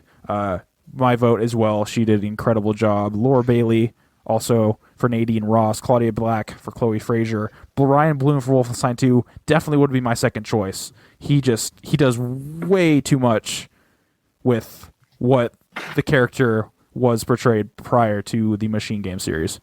Just he is very instrumental in bringing BJ to life in the scale that they have. And then Ashley Birch for Aloy, but I mean, she did a good job, but she's no Brian. Her performance is nowhere near on the level of Brian and Melina for me. So, Micah, who was your favorite voice actor this year? Because there's some heavy hitters. So what's her name? Claudia Black? Is that her name? For Chloe. Yeah, I really enjoyed her performance. She did fantastic. She did a really good job. They took her character from Uncharted 2 and just fucking it fleshed her out way more. And I felt like her voice actor kind of aged with the character. Like she got better. Yeah, as absolutely. the games progressed. So she was you could relate to her more and just from the way she was acting. And I can get behind her. She did a really good job. But yeah, I can't really say anything for the rest of the actors/actresses. But yeah, she did a really good job. Also, just the fact that Melina, this was her first acting job, and the fact that she knocked it out of the park in such a way that she did, it's incredible. She's a video editor, and they're like, well, the person we got can't do it, so can you do it? And then she just completely blew it away. So that's a big factor into why I think she could win it, or did win it rather. How about you, Mike? What's your favorite voice actor or actress this year? I'm actually going to go with Brian and BJ. Giving BJ a voice like that and really giving me a compelling story. He had me hooked. Every time BJ spoke, I was right there and I wanted to know what was going on with the game. So I'll give it to Brian out there playing as BJ Blazkowicz. Can't agree more. He's fantastic. Best audio design, recognizing the best in-game audio and sound design, winner Hellblade. Just no contest here. The sound design in Hellblade is some of the best I've ever heard in any game, period. End of story. There was no other winner for this. Even though the audio for all these other games are probably good or great, which were Destiny 2, Resident Evil, Breath of the Wild, and Mario Odyssey, nothing could possibly compare to Hellblade's audio. It's incredible. It's honestly, can't wait to play it with my headphones. Yeah, play with your headphones. It's one of the most the most immersive sound experiences you'll ever have. Can't speak highly enough. Micah, was Resident Evil 7's audio pretty fantastic? Yeah, I'd say it was really fantastic. Super creepy, as you're fucking walking in the first time through that main mansion or main area, and just the stairs creaking and shit like that. Like they did a really good job, and they're towards the end in the game. Like there's this one this creepy girl, and she keeps on making weird sounds, and she's coming after you and shit, and she's like kind of a ghost. I don't know, I couldn't tell what was going on, but yeah, they did a really good job with that. I'd hand it to them just because the scary tactics they did it. They did a good job, and I had my sound system turn it up like all the way up, and every little jump, like it fucking got me. They did a good job. Nice. Yeah, for Destiny 2, it's like, well, I remember, there's a lot of pew pew and a lot of alien growling. Pew pew pew. The music, like the soundtrack was really good, but that's not necessarily this particular there's topic. There's another award for that. Number 2 for me would probably be Breath of the Wild. The fact that they chose to be very sparing with their music and sound design almost made it more impactful. Like when there was sound effects happening and when there was music happening, it made it more special. Like one of my favorite gaming moments this year, which I guess relates more to soundtrack, but on the final march to Hyrule Castle to fight Ganon, just the music just turns up to 11, and it brought tears to my eyes. Honestly, like just everything came together in such a way. The music, the sounds, like just fighting all the enemies up until the castle gates. Like it was an absolutely just stellar achievement of particularly sound design. It really brought together that whole feel. How about you, Mike? It's got to be Hellblade, right? Man, I would put Hellblade there, but I'm actually going to go with Resident Evil. Okay. Every step, every creak, every bug noise, every breath, every bug had noise me at the edge of my seat. It was like one of those like, oh my gosh, this is insane. And yeah, I mean, you paid attention to the sounds there. Each and every sound that was happening, you were listening. So I would actually go with Resident Evil for me, for more of the experience. It sounds great. I know what you're saying about the bug sounds. Like those were really disturbing. You could actually like feel those fucking wasps on yourself, like stinging you when you ran through. Like it was that intense. It was like I can't deal with this right now. Turn it off. Very scary. And then Max, do you have any favorites? I mean, you didn't really play any of the nominees actually. Now I think about it. I haven't really played any of these. Yeah. Hellblade's fantastic. Just go play fucking Hellblade. But when I was watching my friend play Destiny 2, there was some like nice music. Oh yeah, the music is fantastic. But that's more fitting into this next one, best score music. For outstanding music, inclusive of score, original sound, and or licensed soundtrack, the winner, Nier Automata. I've only put a couple hours into this game. It is already just, the music in that game is stunning. It's just absolutely grabs you. It does not let go whatsoever. So when I was voting, Wolfenstein was in this category as well, and that's what I voted for, because that game has an amazing soundtrack as well. But since now, after playing Nier, clear winner. It's fantastic. I might I might add the soundtrack on my Spotify if it's there, to be honest. It's fantastic. The other one, Destiny 2, Cuphead, Legend of Zelda, Breath of the Wild, Super Mario Odyssey, and Persona 5. Persona 5 also probably a runner-up. And then Zelda probably be my personal runner-up. And then Destiny 2. But Zelda has like the nostalgia like edge on it, so I don't know if that's fair. Micah? Yeah. I guess I'd have to say Persona 5. It had really good music. Like the beginning intro, like I was saying, just weird Japanese things happening with the Japanese music. Or it wasn't Japanese. I don't know what it was. But I was digging it. It was a good time. That's pretty much what grabbed me was the music. And like going back to like Persona 4 Golden, like, oh man, the music in that game was great. Like in the dungeons, like it'd be the same thing playing over and over and over again. But like even after 10 hours of hearing the same thing, I could still hang with it, and it was a good fucking time. And yeah, I guess a runner-up would probably be Zelda, just because of the nostalgia factor. Like all Zelda music kind of like sounds the same-ish, like just different twists. If that makes any sense. Yeah, they're just evolutions of the same original tracks. Yeah, and like it's basically the same notes, just kind of different riffs on that, which is nice. Oh, it's what I know, but a little bit different each time. Yeah, and just the way that they did twist it in Zelda, it's like a very like I said, minimalist, very like sparing, also kind of just very like almost like somber at times, just because like the world is destroyed, like it is literally like destroyed. So it's kind of like somber, but then also like some elements of hope, like when you pull spoilers, you pull the Master Sword. Sorry. Mm-hmm. Yeah. But just like the twist that they put on that track specifically, like that also brought tears to my eyes, to be honest. Like there's a couple times I was welling up in my bed under my covers with my Switch. That was one of them. Fantastic soundtrack, but it was a big element was because for a lot of it the music is hardly there, so it makes what is there more impactful, and that was very much a done on purpose. And then Mike, what is your pick? I'm going with Cuphead. I love that music, that ragtimey feel, like we were talking about, those stereos kind of squeaking and almost popping. I loved that sound, and you could put that on throughout the day, and I'd be nodding my head. I enjoyed it a lot. I'll have to, I'll definitely pay attention to it when I start it soon, before next week's Game of the Year episode.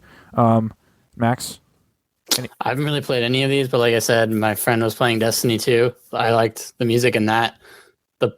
Music that I liked the most out of any game that I played this year was Horizon Zero Dawn. I thought that had really nice like music going on. Surprised that's not on here. It was really good. Yeah, but it has some stiff competition as well. When they played the Horizon theme, like with the orchestra on the Game Awards, like it was fantastic. Yeah, it was dope. Yeah, especially like the main menu theme. All right, we are almost done. I know it's been long. We are almost an hour and a half in this topic alone. Did not expect it to take this long. Best art direction for outstanding creative and or technical achievement in artistic design and animation. Winners Cuphead. Duh. Like, come on. Duh. Other nominations, Destiny 2, not even close. Breath of the Wild, I could see it. Persona 5, definitely the runner-up. And Horizon Zero Dawn, probably the runner-up for that. How is Destiny 2 even in there? That's like I like the aesthetic of that game. What? I like the aesthetic of that world, but like compared to all these other ones, like it's not even close. It's not even the same. Not even close. Yeah, because they're going more for the generic sci-fi shooter, whereas all these other ones have their own art style. Yeah, it's like just kind of like compare that to the likes of Cuphead. Yeah, it's just not possible. It's your typical like space fantasy fare, and that's cool and everything. But like, look at Cuphead. Look at Cuphead. It's incredible. It's a feat. It's nothing like that has ever been done. So you say Cuphead too, Micah? Yeah, I would say Cuphead. Yeah. Are we just all going to agree on Cuphead on this one? All right. Yep. Cuphead. Man, I want to play it. Best narrative. I voted for Wolfenstein on this, but the winner was What Remains of Edith Finch. Never played it. I want to now, though.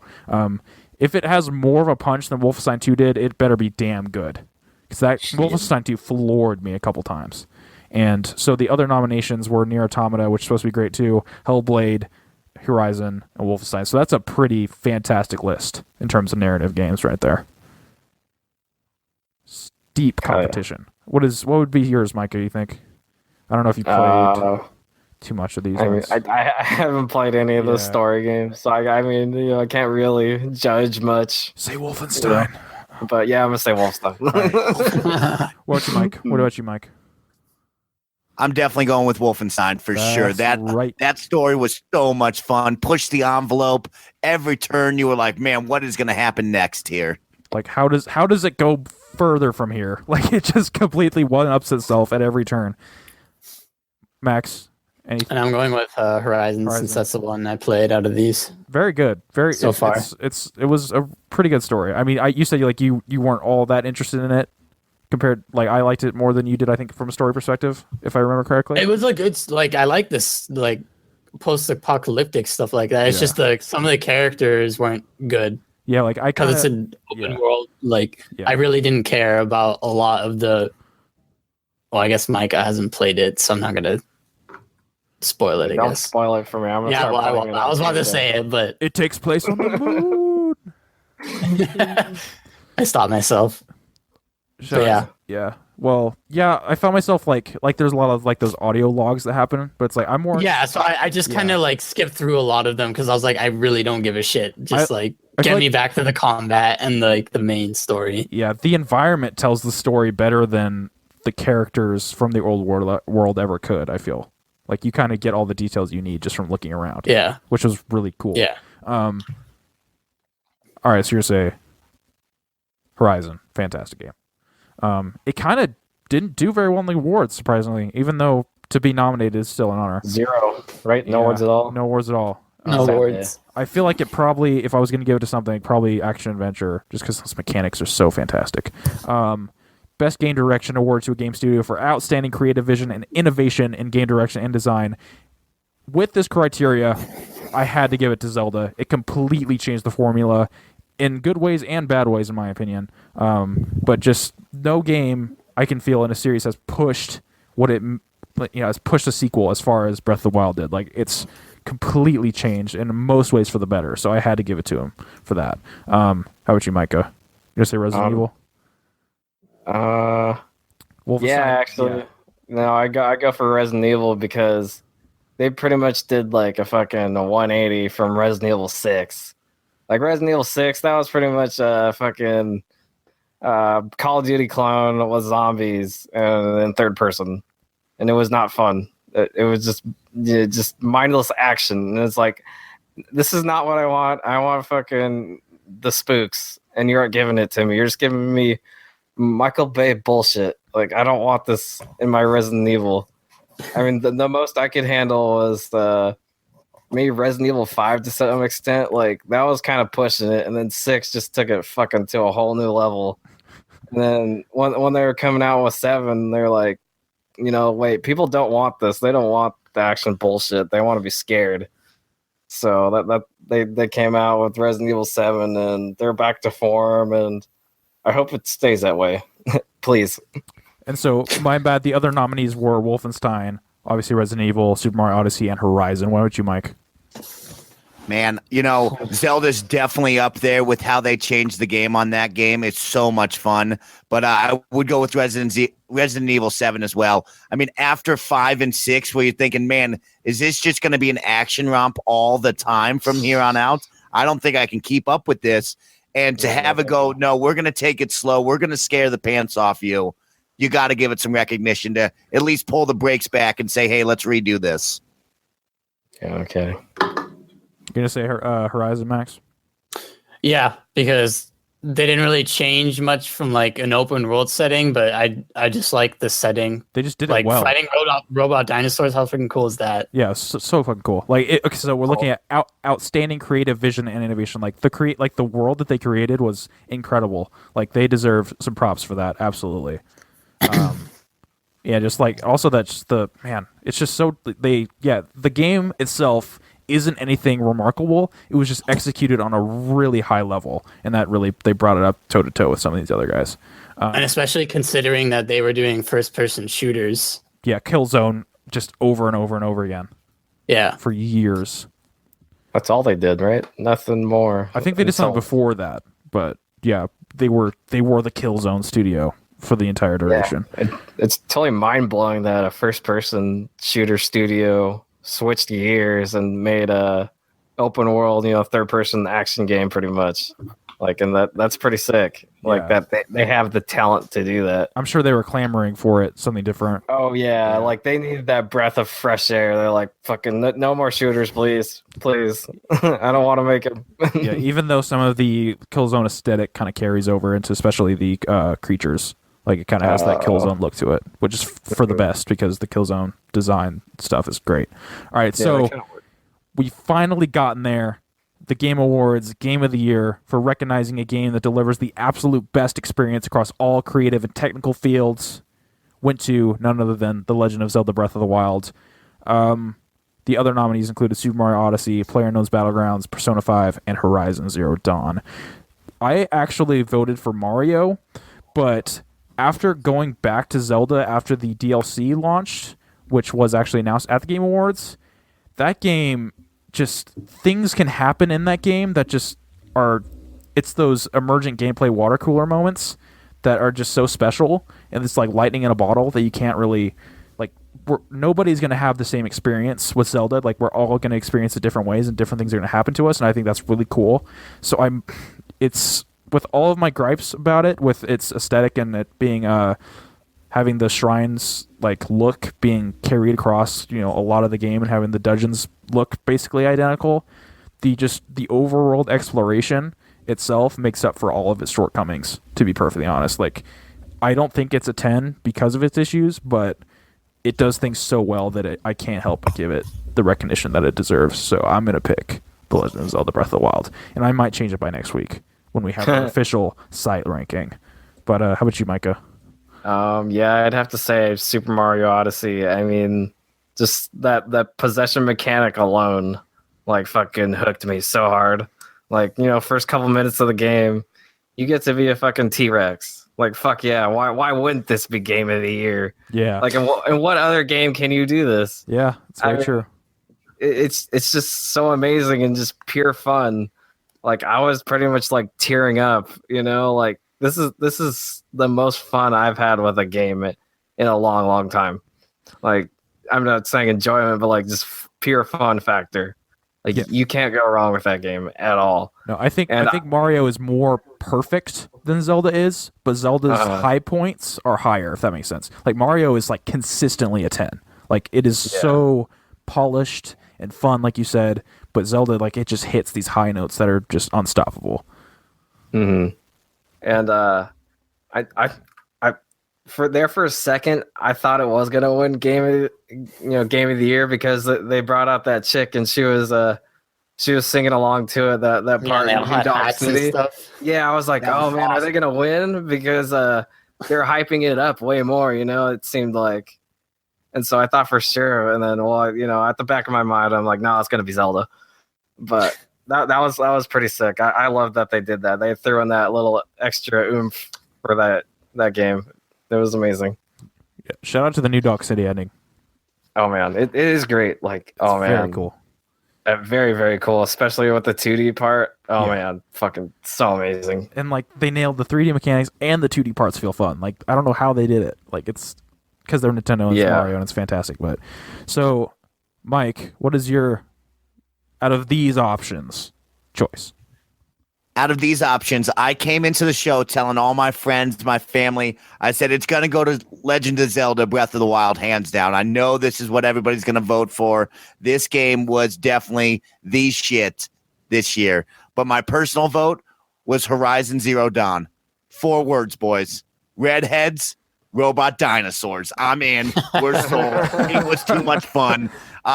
You guys talked about it. Guerrilla did a great job this year with this game, taking a hard left turn from what they're known for. And this was a ton of fun. I mean, so good. The content, the extra DLC right at the end of the year, too, to say, hey, don't forget about how good we were, definitely got my vote. And I said, man, that was a lot of fun. Fantastic game. I'm sorry for saying fantastic game a lot, but there's just been a lot of damn good games this year. And it's hard not to. And I know a lot of people swear by Persona 5. Can't speak on it. Battlegrounds, I feel like, let next year be Battlegrounds, like, time to like really prove itself. You know what I mean? Yeah. Yeah. Like, it's gonna get its 1.0 release. Get some more updates and maps out. Then give it its due diligence. I feel like it was kind of premature at this point, but I know people love that game to death. So love it. It was bound to get the nomination at the very least. Max, from these, I would go with Horizon Zero Dawn. I would probably say Zelda if I like played it, but I'm not down to spend like $400 just for one game. There's more games than that though. There's a vast catalog at this point. Yeah, lots of games to play now. But I don't know. Horizon, I talked about it. Pretty dope. Pretty dope. Horizon, pretty dope. Pretty damn dope. Also, just like the videos that the Gorilla puts out, like those guys just seem really cool. Like just very chill. Like they know what they're doing. Very talented. Yeah, they were working on it for 7 years. Jeez, crazy. That's a long time. Yeah. I mean, that's what it takes to come up with a world that creative. Wow. I'm really looking forward to the No Clip documentary. Yes, that's going to be good. Cannot wait. Danny O'Dwyer killing it as always. All right, well, that was way longer than I anticipated. Also, they made a bunch of announcements. I'm sure anyone who's listened to this has already seen them. Soul Calibur 6 hype 2018. It's happening. Let's fucking go. That's all I'll say about it right now. I wish you guys I wish I was in the Google Hangout call that you guys were in, just so you could hear my reaction. Oh man, I flipped out. I was just they were teasing it. They were teasing it, and then it happened, and then there was some pants were soiled that night. That's all I'm gonna say. Metaphorical, and potentially literal. I was certain it wasn't gonna happen. I was like, no, they're done. 5 didn't work. They're not gonna go back, and it's fucking here. Anyway. So now, just wanted to go like a general critique of the show itself. How'd you guys like it? I was a big fan. I thought the musical numbers were good. It didn't have like super awkward rap segments. No Mick Gordon, but the orchestra made up for it. I hope they continue down this trend in the future. How about you, Micah? What'd you feel? How'd you feel about it? Yeah, I think this was actually my first Game Awards. Oh, really? That's a good one to start off then, because there was some cringe in the past. No, yeah, that's what I've heard. Like, this is a good spot to start out with. Like, like you're saying, like last year's was pretty cringy, and I didn't see Hydro it. Man. Yeah, like Max was describing it to me as we were watching. And I'm like, oh, thank God that isn't happening right now. Yeah. But didn't it originally start out on TV? Yep. The Game Awards. Spike. Yep. Dang. It had. That's what was. I think there was some high profile. Like The Last of Us was announced on there. Arkham City was announced on there. So like there were some pretty heavy hitters announced. And I think we're finally getting back up to a point now. Like I feel like people are going to look at this year and say like for next year and beyond, like it is okay to announce big games from now on because it's finally gotten to a really good place. I feel so. It's yeah. They got a good future looking. Good job, Jeff Keighley and his whole team. And I thought it was neat that they showed the new Death Stranding trailer there, even though like doctor.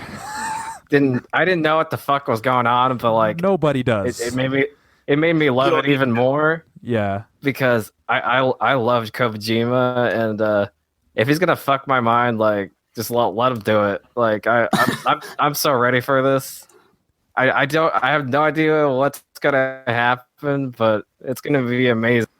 I mean, I'm just going back to like they fucking flipped it so many times. Like I don't even know what happened in that game. I just remembered like just my mind being repeatedly just screwed over. Like in 2, you break. Yeah, in 2. You remember 2? At all, like, do I remember 2? Are you kidding me? Yeah, I remember Metal Gear Solid 2. Okay, yeah, Metal Gear Solid 2. That game was something else. And then 4 also, and then 2, 3, and just pretty much all of them. Yeah, but like 2 was just like, all right, let's just go fucking nuts. Like, that's where they went fucking absolute bananas. So I'm imagining that for Death Stranding, but like. Just upped way more. This makes Sons of Liberty look like so tame in comparison. Yeah, like it's so like concrete, clear what is going on compared. No, to this. and I'm prepared for a good like 2-hour long cutscene. Like bust out the popcorn, whip out the Coke. Fucking give it to me. Yeah, all over my face. Please. Yeah, they need the updated Guinness World Record for longest cutscene. Give it to Death Stranding because MGS5 certainly didn't have it. Zing. No, it didn't at all. Death Stranding.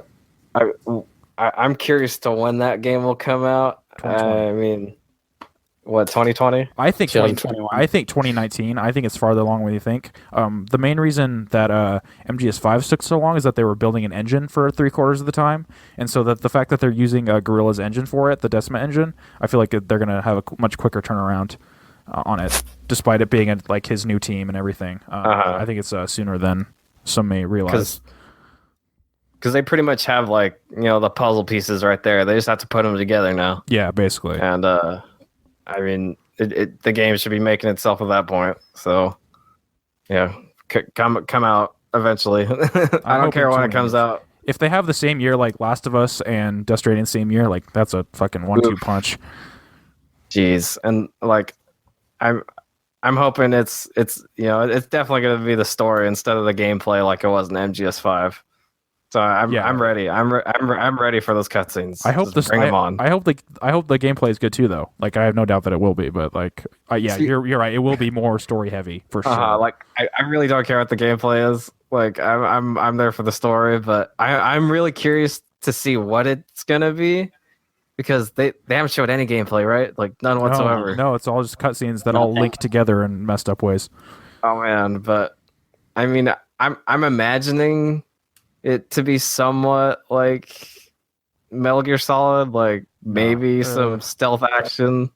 So actually, what he said is third-person action, like open world third-person action. But like, it's gonna be some kind of weird twist on that. Like it's not gonna be your standard fare.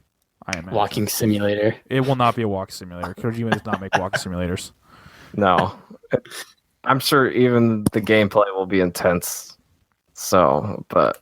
Like I said, I'm there for the story.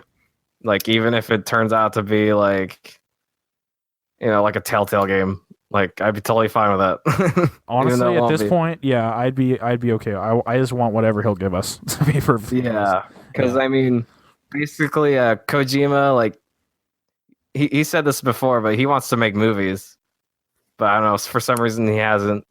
But this is fine because he's basically telling like a story that maybe like several fucking movies you would need to make to tell. You can't do Kojima stories in a movie. Like that's why I'm worried about the MGS adaptation. Like you can't. Like his writing is too dense. There is no way that would fucking work because there's so much going on. Like like we were talking about. Like there's like like an hour and a half long cutscene in MGS4. It's like 70 minutes. Okay, well that's really fucking long. Like. There are movies that like are close to that length. Yeah, but that ending is like it wraps up all of the loose ends somehow. Like it I don't know how he does it. It wraps up every loose end like throughout that long cutscene. There's a ton of loose ends. There's many loose ends. I don't know how he did it, but nanomachines. Kojima, it's all about the nanomachines. That's all you need to know. Yeah, that's all you need to know. They're in your brain helping you and your whole body and. I don't know. Maybe it helped them make a game. I don't know. But I had nanomachines the whole time. Yeah, maybe there is nanomachines in us right now, and that's how the NSA is spying on us. The NSA is actually the Patriots. So. They are the Lalilula Low or whatever the fuck. Lalilule Low. Lalilula. I don't know. I can't say it. Who are the Patriots? Metal Gear. Yeah. Oh man. And just the weird baby part was creeping me out though. Like, the baby coming out of what's his name, Norman Reedus's mouth. Yeah, dude, that's so weird. Throat. The finger gun, like getting finger gunned by a baby in a dude's throat. Like that was that's next level Kojima shit right there. That was pretty fucking weird. I'm like. I don't know. Baby? Like, I want to know what the significance is. It's like, what is this like some kind of weird metaphor? Like, is he pregnant? Like, what is happening? I'm sure. Like, none of that's literal. It's not. I'm sure. There's no way. It's all symbolic and metaphors and whatnot. There's no way there's actually a baby in this guy's esophagus. No, like it stands for something like fucking crazy, but like our minds aren't aren't strong enough to comprehend it. Like only it's just gonna be like it's just gonna be Jaden Smith's Twitter just as a video game, just like all these just out there fucking like just nonsense. but it's all gonna make sense in the end. That's the difference. But yeah, I hope to God that like Noraritas isn't like pregnant or anything, you know, because that's kind of what I was getting from that. I don't know, man. Even though it doesn't make any sense. Del Toro had the baby too. Okay, they all had the baby. Yeah, like, they're passing the baby back and forth. But like, what is like this pod that the baby's in? Like, what is it actually carrying? I want to know what's happening.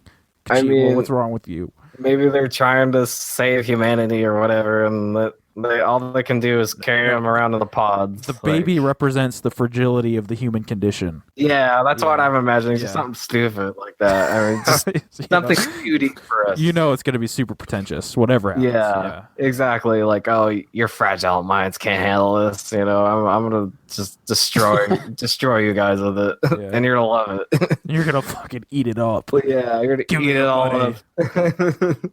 But that's what I'm excited for. Just So can we just have that be? So your topic was originally going to be what the hell is going on in Death Stranding. Since we went a little long in the tooth with the rankings, probably just call it with that. No, that was pretty much my topic wrapped up in there. So that worked out perfectly. We're good. We have no idea what the fuck's happening. Mike, what's your topic? Idea. Guys, really quick before I jump into my topic, I want to say the Game Awards, big, beautiful, professional. That live orchestra was great. The singing of the Mario song was beautiful. That Way Out developer, I mean, this guy's got an amazing game, but he's going off the rails. Fuck the and he definitely became the star of the show. I got a question for you guys. What did you think of Aisha Tyler's appearance? So we know this gal as an amazing actress, an awesome personality, and she has shined at all these nerd conventions from E3, different presentations where she comes out and steals the show. But this time she comes out and she's lackluster. Yeah, she didn't really do much. Barely smiles. What happened to her? What's up with that so-so performance, boys? Just a rough day, I guess. I don't know. She's usually very upbeat and cracking quips, but yeah, it was very strange. I didn't really pay attention to it, but now that you mention it, that's a little off. She's what's going on, Aisha? Let us know. Very odd, but your boy Snowbike Mike has brought in the topic of the day. I have 3 options, but I want to talk about this, guys. I woke up this morning and I have this dialed in morning routine, and I want to ask you guys, my morning routine. Am I doing it wrong? Okay. So I live 2 blocks away from work. I have figured it out. I'm excited that I can wake up 30 minutes before work. I can shower, shave, feed, walk the dogs, and make it to work's door within 30 minutes. Probably even 20 if I'm really pushing it. So I want to ask you guys, am I doing it wrong? Like, should I be taking 2 hours, an hour, or am I doing it right with the minimal time and extra sleep? Let me know, boys.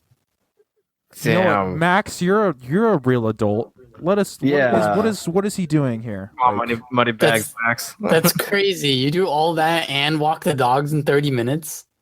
I have a set routine, Max, where I wake up and I am moving, baby. 5 minutes shower, 2 minutes to brush the teeth. I got all my clothes ready. I get the dogs harnessed up, and we're moving, and we're right back. Like I said, work is close, so I got a little advantage there. But am I doing this wrong, Max? Damn. I don't think so. Obviously, you have a nice routine going.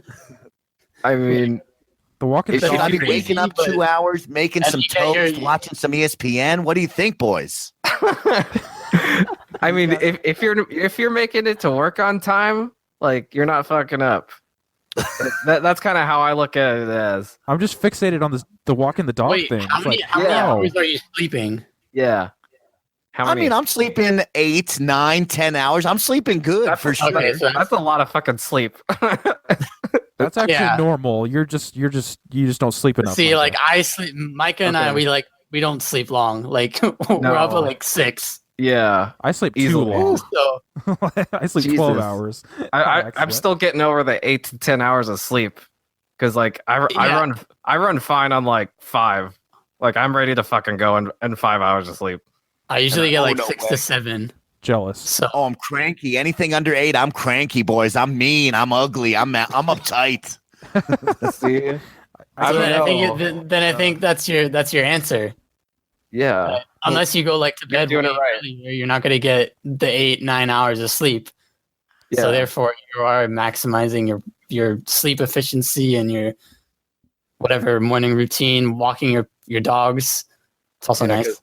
Let's say if you're waking up, 15 minutes early and you're cranky the rest of the day, like that wasn't worth it. Like you should be rushing and walking your dogs and whatnot, because that's how you operate.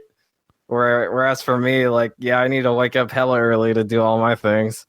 I mean, even then, like when I think about it, yeah, I only give myself like an hour in the morning. I guess that is kind of a lot, and I'm not doing too much.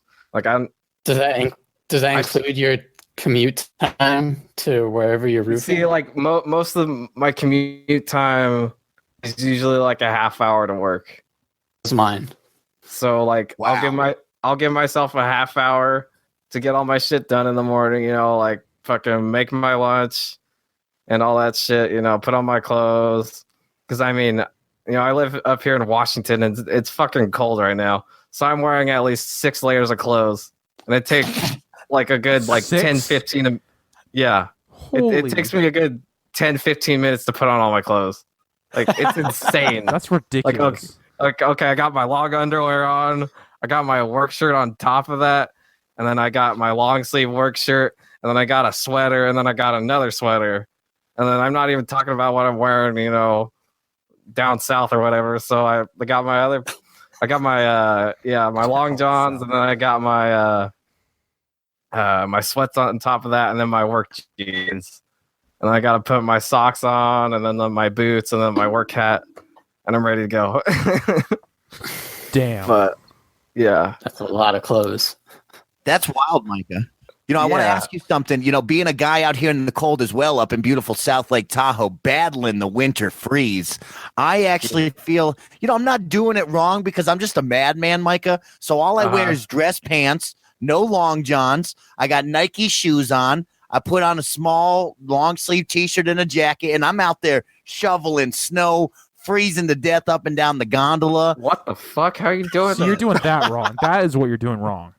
Oh my god! Especially if you're out there shoveling. Like, come on. And how cold is it there again? Oh man, it's like 20s in the daytime. It can be below 0 sometimes at nights. How the fuck are you doing that? I don't. The team looks at me and they're like, "Man, Mike, you're purple right now." And I'm like, "No, that's just my tan." And they're like, "I think you're cold, Mike." I'm like, "No, that's just my tan. Don't worry about it." I'm fine. Everything's fine. So you might be possibly like freezing to death. But you're just too stubborn to realize it. You're like, nah, I'm stubborn. Right. I'm naturally purple. Cold ain't shit. But oh man, yeah, I didn't realize you shoveled snow for a living because I was about to pull out the roofing card like, oh, I'm on a cold ass roof, But yeah, fucking, you have to deal with snow. Yeah, no, thank you. When he so cold. No, what about you, man? What's your morning routine, homie? You talking to me, or you talking to Noah? Oh, what's your morning routine? Or maybe pre-work routine. What do you got? So my pre-work routine, kind of similar to you, honestly, minus the dog walking. I try to do as quick as possible. 45 minutes, pretty much. So damn. Yeah, but that's I don't want to say you're doing it wrong, but I'm just very impressed, and it makes me want to do better. Well, you guys saw it. I got the 2 beautiful pug dogs next to me, Steph Curry, Klay Thompson, Splash Sisters. So I'm lucky. I got the baby dogs that don't want to walk much. Oh yeah, that's also a good point. You don't have to do much. Just like walk down the stairs and like, all right, we're done. Go outside in the snow. Oh, we don't want to be here anymore. Let's go back in. That was a great turn right around. Great walk, everybody. Yeah, no, I'm pretty quick. I like to have all my clothes and stuff planned out as well. Just get a bust out, little quick shower. Brush teeth, all that. All the good stuff. Yeah, no, I'm not going to say you're doing it wrong because, everyone has their own regimen. Mm-hmm. And as long as it works for you, why not? I'm just more impressed than anything. I'm trying to get over like the shower in the morning bit because like I shower at the end of the day after I'm all nasty and dirty. You get nasty and dirty sleeping too. Mike, I know, I'm but, like, showering I'm gonna 3 be- times a day, baby. I'm clean, dog. I'm showering all the time. That's the life right there. I wish I Why could. though? It's like for me, like the worst part of the day is trying to get into the shower at the end of the day. I'm like, fuck, I really don't want to do this right now. Like I'd rather just lay out on my bed all nasty. It's just too much fucking work right now. Oh, I love it. You're doing that wrong. So you got to shower, man. It's the best. only reason I do shower, okay, at the end of the day. But like, if it was up to me and I didn't have to worry about cleanliness, like fuck it, I'm laying on the bed. I don't care if I'm dirty. Yeah, that's if there's But anything that needs to be changed, you got to be enthusiastic about the shower. Learn to love the shower. Okay, It'll love you back. I'm trying to change that. It's just taking all those layers of clothes off is a fucking hassle. You can almost say you can make that a New Year's resolution. How? Just say, I want to love showers again. Okay, because I used to love them. I remember I'd always use showers as like a way to burn time. Like, fuck, I really don't want to do this homework assignment. I'm gonna go take a shower. I do that every time. I don't know why. Like, fuck this essay. I'm taking a shower. See, that I can get down with. I appreciate that a lot. And then like afterwards, I'm like nice and refreshed. Like, okay, I can make my fucking thesis right now, or I can write my fucking final paragraph. Like, I can do it. It was just this one paragraph that was really. It was really fucking irking me. Yeah. Like, I did not know how to wrap this shit up. I don't know. Think about it. It's funny how I always use my shower time as like think time, or more as like again. Okay. Go back to those days. I will. I'll go back to the procrastinating days of high school. No, not procrastinating. Just think of it as like just a think tank for you. Think tank. Get your ideas sorted out in your brain, because I know life is busy. Steaminess. Yeah. The shower for me is used to get clean, of course, but to wake up, like, Yeah, for sure. I do it in the morning to wake up, like, because I don't drink any caffeine of any sorts. I don't drink any soda anymore. I don't drink any coffee. I don't drink any like black tea or whatever. I literally just drink water. So the way I wake up is just having taste at 6:45 in the morning. Like, Yeah, because I'll go to my local gas station and get like the highly caffeinated coffee in like the biggest size they have. And then like I'll down that shit as fast as I can. And that's how I go. Like, okay, I'm fucking pumped. I'm ready to take on the fucking day right now. I'm with Max Like, on this one. I don't drink any caffeine of any kind. Never have. Just never been interested. I mean, not in the morning at least. Like, I'm a big tea drinker, but that's always like late afternoon. Like chill down drink. Wow, boys. I'm like Micah. I mean, I get myself one of those 12-ounce Frappuccinos in a glass, and the moment I pop that thing, it is like 2 gulps. I gulp, and it's gone. And I'm whipping that out the window, and we're moving. That explains a lot. And that kind of motivates me to start drinking Frappuccinos, kind of. Yeah. They're a good time, okay? You get that fucking caffeine buzz, and you're on top of the world. I don't want to be reliant on it. I don't want to be reliant on it. Yeah, and I don't want to have too much sugar, because I already have too much sugar. Well, just go and get a plain black coffee. I can't do that. I'm not down. See, like, I can fucking drink coffee just straight. Like, I've tried. To me, it tastes amazing. I don't know. It's kind of an acquired taste, like beer. Like, it tastes like shit at first, but you get used to it. If it tastes like shit at first, you probably shouldn't drink it. That's what my mantra is in life. Like, oh, okay. Yeah, like I don't got time for acquired tastes. All right. I mean, you just have to do it when you're an adult. Like, anything to keep on going. I've gotten this far. All right. That's true. I was about to say, he's calling you out. You're not an adult. You're doing great. I mean, if that's what I have to do to become an adult, I guess you got to do what you got to do sometimes. I'll have to suck it up. Doing it wrong as well. Suck it up, Buttercup. Yeah.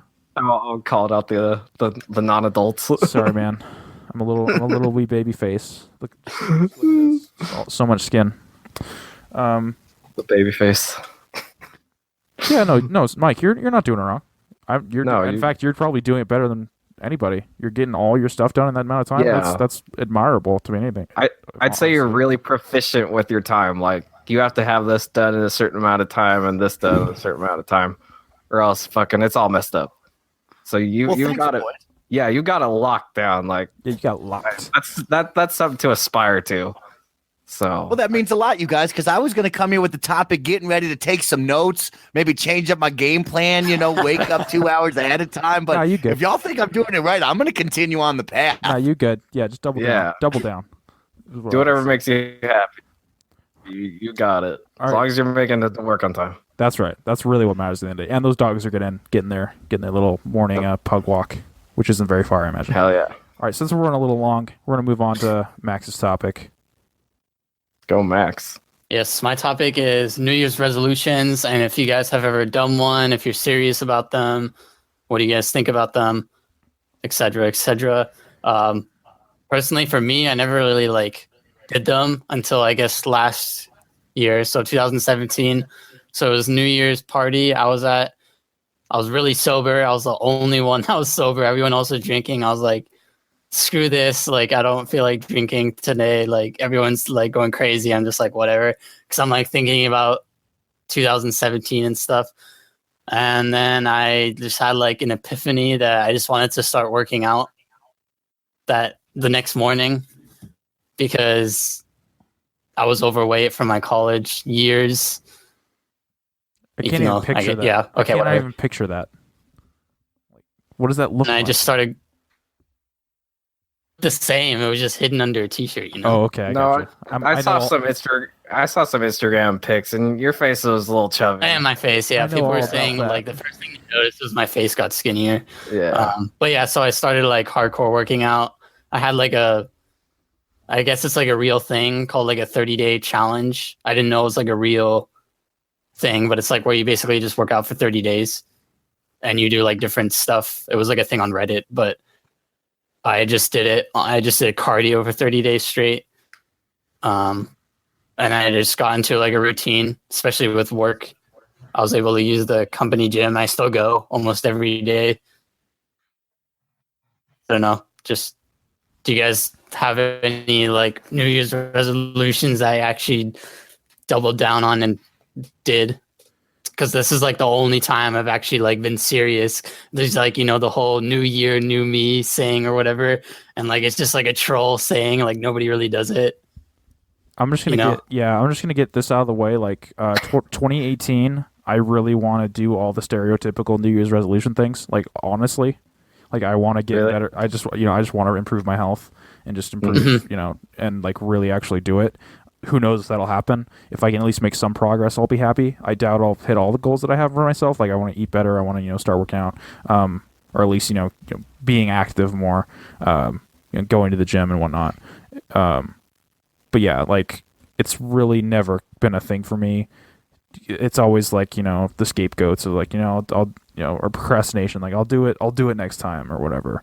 But this year, it's always I really want to double down and really make some progress in 2018. That's all I have to say for this one. Do it. I mean, I guess last year I kind of did make that New Year's resolution. I was like, I'm going to go and work out more and whatnot. Because at the time I was a lifeguard at this court club near me, and we were able to use the gym and whatnot for free. So I kind of started out, going in and fucking, lifting weights and whatnot. But that kind of didn't hold up. I was like, this kind of fucking sucks. Yep. Working out is not fun at all. No, it's not. It's your I body, don't like weights. It's your body telling you to stop. But your body's just constantly telling you it's just telling you please no, you're not supposed to do this. And then back in high school I was a really good swimmer, and so I tried swimming laps too. I'm like, why did I do this for fucking 10 years? No thank you, I'm not gonna do this for exercise at all. And then, but it's funny how I guess my New Year's resolution kind of did end up working out, because then I started riffing like a motherfucker in the summer, and I dropped 15 pounds that easy. And then I gained a lot of muscle. My friends are noticing fucking how big my arms were. And, I didn't even notice. I guess I have gained a lot of muscle, and I didn't even mean to. I know this is an audio show, but give us the gun show. The gun show, okay. Let's see. this is what I got. I Oh, mean, hell yeah. it doesn't look too impressive. Jackman off 2017 right here. Micah could be the winner. For the audio listeners, because there's nothing but audio listeners, just trust me, you'll get a partial just thinking about it. It's incredible. Oh my god. Thank you. You guys are too much. But yeah, when I think about it, like that job, it pretty much is a workout. I mean, I'm fucking scaling these roofs, and if it's like a 10-12 pitch and that shit's like fucking hella steep, you're using your muscles all the time to stand up, even let alone to walk around it. Because like if you think about being on a flat surface, you aren't trying too hard to stay upright. But like when you're up on a pitched roof, like fuck no, that takes some effort. Show us them calves. I'm just kidding. That's a little, I'm just little kidding. bit of work. But yeah, like I can easily like go up and down the ladder like with an 80-pound bundle of shingles over my shoulder and fucking take them up and down all day long. Easily. Easily. Wow.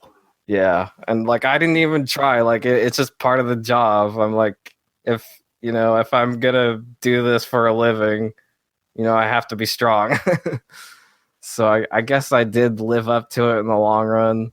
I mean, I still kind of have like my love handles, but like those are hard to get rid of. Yeah, good luck. So Trust me, I know. okay, so if Max, you went or you're working out like a motherfucker and you can't get rid of them, like I'm not gonna even try. Like they don't look that bad. It just depends on like the body shape, more or less. At the end of the day, too. Yeah, no. If your body type can handle it, getting rid of them or not. Like I look in the mirror, I'm like, I don't look that bad. It's fine. I'd fuck me. I don't know if anyone else would, but yeah, I'd fuck me. That's interesting. When I think of my last year's New Year's resolution, it's very similar to like what everybody says. Hey, I want to lose a little bit of weight. I want to work better on myself. And the two big ones for me was to lose weight and to stop eating candy. And I'll tell you, I work at this beautiful restaurant here at Heavenly Mountain Resort, and I was pounding candy, boys. I mean, I would eat a Twix at 8 o'clock in the morning. I would eat another Twix at 9. I'd be eating Reese's bars by noon. Reese's? At about April, I noticed that I hadn't done anything. I hadn't stopped. I hadn't lost any weight. I reached my maximum of 205, and I said, oh, my gosh, Mike, this is crazy. And so that whole summer, by late July, I was back down to 175 with minimal effort besides no more candy, limit the soda intake, and it really made a huge difference for me. So, this year I would like to continue on that. I want to work on my basketball game. I want to become the next Russell Westbrook, just mean, ferocious, playing hard all the time on the court against these old guys. Hell yeah. I admire you guys, truly. You guys, kind of funny, all the community out there for podcasting, pursuing your broadcasting or any sort of dreams. And, that's something I want to work on this year. I've become a Twitch affiliate. I've been broadcasting 3 nights a week, and I would really like to get into the podcast game or something more that I could push myself and say, Mike, go out there and do it. And my final one is, boys, I want to apply for a new job. I'm a creature of habits. I'm so afraid to change up my routine from the morning to my awesome job that I have. But I know that it's not what I'm passionate about. It's not what I want to look back on and say, this is what I've done I've had this job since 18 years old and I love it. But I don't want to look back and say, man, I've just been here doing food and beverage work because I know that my passions don't align with that. So I want to push myself to at least apply. Take the chance, Mike. Don't be afraid. Mm-hmm. And so those are my New Year's resolutions this year. First of all, congratulations on becoming a Twitch affiliate. That's pretty awesome. Yeah, it's dope. It's great. It's awesome stuff. Definitely going to check out one of your streams on a day I'm off. You pretty much nailed it. I'm also very much a creature of habit. I hate change. Change is the worst, but, sometimes you just got to get out of your comfort zone. And yeah, man. Yeah. I don't know, just like when you say things, it's just like, it's inspiring. Like, I just want to do better. I don't know what it is. No matter what it is. Yeah. The voice. Oh, thanks, guys. I appreciate golden that. voice. You need a podcast. Like God. Easily. You could hold it on your own, just you talking. Yeah. Oh, you guys are too good. About whatever. like when you first came in, I was like, fuck, I shouldn't be podcasting. Like, Stop that, Mike. No way. Oh, you're putting me the best, to bro. shame. Like, fuck. Like, I feel ashamed right now. Like, I've been doing this for, I guess a fair bit amount of time, since we started in, like, July. I'm like, shit, like, I'm not that good yet. But I guess, everyone kind of has their own style, That's the thing about podcasting. You can just be yourself. You don't necessarily have to be, the radio host and, sound all official. Not at all. Not that, it's just kind of how it is, like, chill and laid back. But that's kind of something I want to work on with myself more specifically is just like speaking in general, or talking to people I don't normally talk to, people outside of my comfort zone. Like, oh, there's a stranger next to me, like, buying milk too. I want to spark up a conversation with that person. Hey, you like milk? I like milk. Yeah. Yeah, what kind of milk you get? Oh, you got that fucking 2%. I'm rocking the fat free. I fuck with 2%. Get on my level. But that's kind of my my New Year's resolution, because I noticed for me it's even hard for me to like talk to like my own family, because there's my mom's side of the family, like I didn't really spend too much time with them as a kid, Now I'm more of a young adult, and like I'm trying to find where I fit in, and everyone has like their own established cliques. I'm like, shit, this is hard, So that's something I'm trying to work on. Like, okay, I need to try and find someone, and then like find something that we have a common interest in, and then like kind of move on from there. But that initial step is hard, just sparking up a conversation. It's kind of difficult. Yeah, one of the most scariest things in the world, Micah. No it doubt, is. man. Ask them what kind of milk they like. Like now I should try that. Like, I don't know, turn that into a YouTube video. Or Do you fuck with skim? Because I fuck with skim. You fuck with that skim. I like everything but whole, to be honest. I like the whole spectrum. Yeah, whole milk, like too much. That's starting to taste like almost like melted ice cream at that point. Yeah, I'm not down. It's so good, dude. I love whole milk. So good.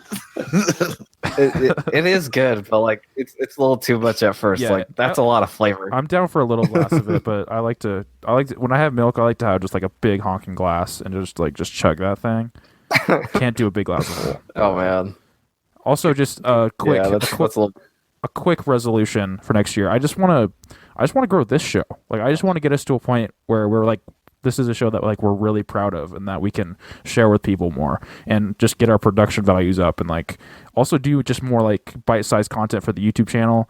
Basically, I just want to expand. Yeah. Like, I just want to do more stuff. I want to do the weekly or the monthly movie commentaries that we were going to do. I want to do the vlogs that we were going to do. I know that stuff is hard, but that's why, I feel like the year reset would be really good for us. But yeah, I don't know. I think so too. I just want to double down on this, get us to a good place. Mm-hmm. Keep going, boys. You guys got a supporter from Snowbike Mike for life. We really I got my appreciate T-shirt ordered. You guys, I'm here for you, no doubt. Yeah. Oh, which Keep one? it up. You got your Awesome. t-shirt? Which one did you get? Yeah, which one? Oh, I'm gonna pick it out tonight. I don't want you guys to know yet. Don't look at me yet. I'm picking it out tonight. I'm so excited. Well, like, take a selfie with your shirt on and send it to us, and we'll fucking put it up on the Instagram or something. The new store, right? Totally, Not the old guys. store. So, not the old store. New store. As long as it's the new store, everything's okay. Is that old store even open? It's open. I removed on our site the store link to the new one, Okay. and I removed the pin tweet on the Twitter to the new one. Okay. So We should be fine though. yeah, just don't go to teespring.com/gridlife-digest. Go to designbyhumans.com/gridlife-digest for all your merch needs from here on out. Yeah. Well, that was kind of a really nice, wholesome topic. I like that. I'm a little, It was. a little. I'm inspired. Great job.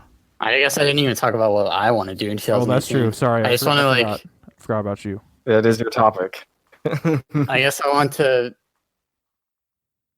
or career. Like, I have a nice job and everything, but kind of like what passion per se. I feel like it's business stuff, which is what I studied, but I don't really care about the company makes. I don't know, like year and a half, I guess, joining the Kind of Funny community. I've been way more into video games than I've ever been in my life. And so since I live in the Bay Area, apply to these video game places, especially PlayStation, since it is like right here up in the Bay. So I don't know. I feel like this year I'm just going to try to figure out what I want to do like next, like what are my next steps career wise. And if I would maybe want to go back to school and get a master's or something. These are all very, very big decisions. That a boy, Max. No Push doubt yourself. You can do it. So it's going to be like a year of like figuring shit out. Gotta do it, man. Damn. Yeah, Yep. I have no doubt you'll land just where you need and want to be. Yep. But it just takes time, as with everything. Max. Any final New Year's resolutions? Because I always I just want to say one thing. Like, this show has really kind of helped me with like what I was talking about. With talking to people. Like, Snowbike Mike. I just met you. I'm like, I feel like you're my best friend now. Like, you're amazing. I'm glad you came on. So same thing, Mike. I appreciate that, man. I'm coming up to Washington to find you. We go roof together. Okay. my doors are open to you. Fucking just let me know, and just come through.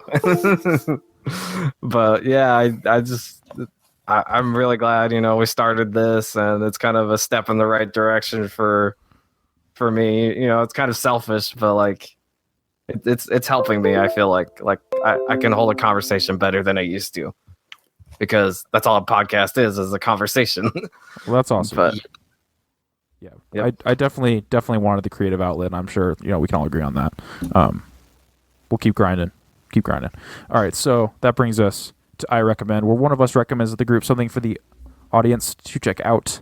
I'm doing this ad lib for once because my Microsoft Word subscription ran out apparently. So last week, our good friend Mikey Double D Doherty recommended to us a wide swath of comedians to check out, but I narrowed it down to one, Tom Segura. Basically, just check out one of his specials. Who all was able to watch something from this gentleman?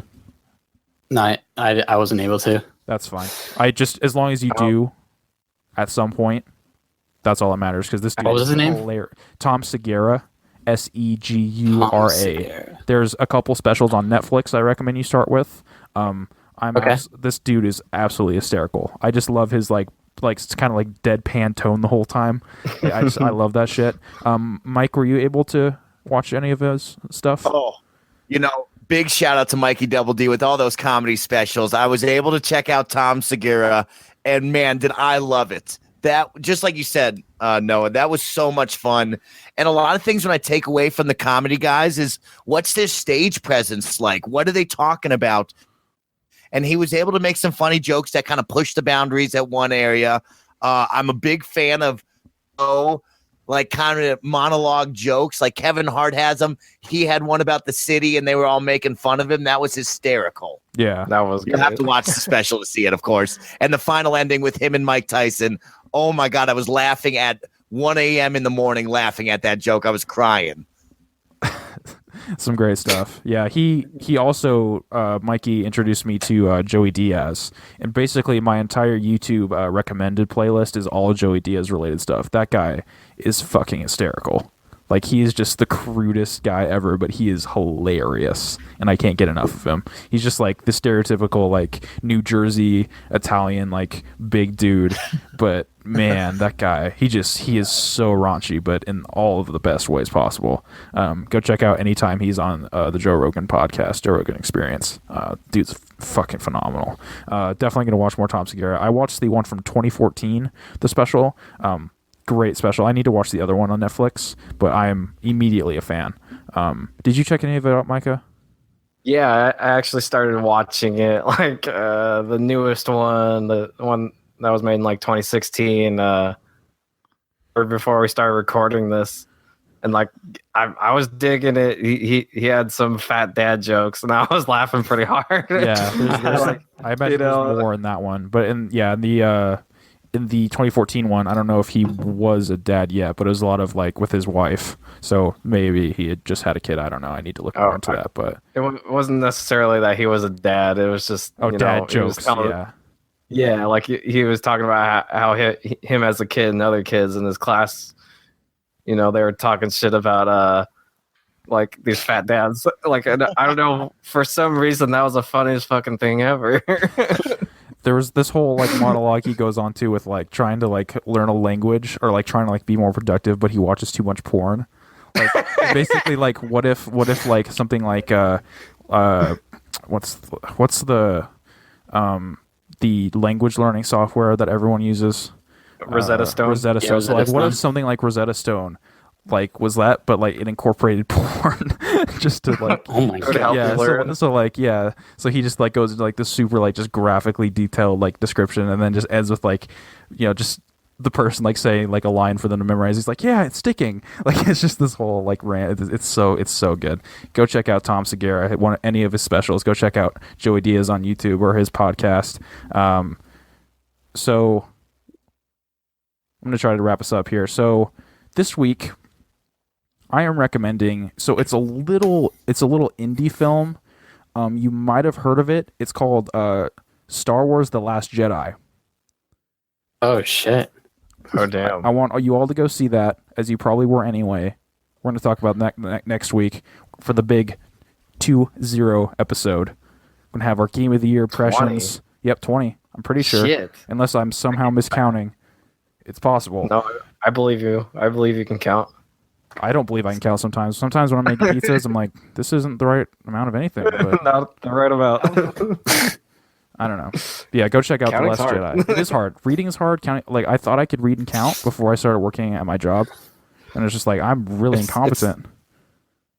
Yeah, it's like in the school environment. Oh, it's fine, but once you apply that to real life, it's a different story. It's like completely different story. Same constraints, I mess up pineapple and pepperoni so many times. Like I just see P, like I just see the letter P and assume pepperoni when it's pineapple sometimes, and it gets me into trouble.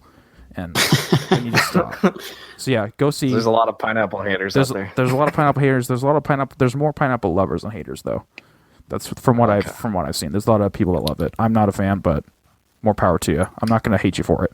So anyway, go see Star Wars: The Last Jedi. You know you were going to anyway. We're going to go in deep spoiler-filled topic next week after our Game of the Year shenanigans. It's probably been another long one. We're going to try to get as many of us on there as possible to go through our deep dive on the best games of 2017. And this has been episode 19 of Gridlife Digest. Thank you so much for listening. You can head over to gridlifedigest.com to see all the content in one place. Subscribe. I say it again. I cannot say the word consider because I mess up. Consider and subscribe. Consider. Just make it into one word. Yeah, I just make it in one word. I don't got time. That's how Snowbike Mike gets out at the door so early. He just gone. Yep. Consider subscribing on iTunes, Google Play, and YouTube so you never miss a topic. We'll be back next week. Snowbike Mike, thank you so much. You were wonderful. Thank you, guys. This meant so much to me to get involved with you guys, be a part of the community. And like I said, you got a lifelong subscriber here. I bought myself a MSG1 t-shirt right there in that black and red. It looks good. Ooh. Can't wait to take a photo of it for you guys. MGS1. Thank you. Thanks for coming on, man. Thank you so much. You're welcome back anytime. As always, thank you, Micah and Max. Yes. Thank you.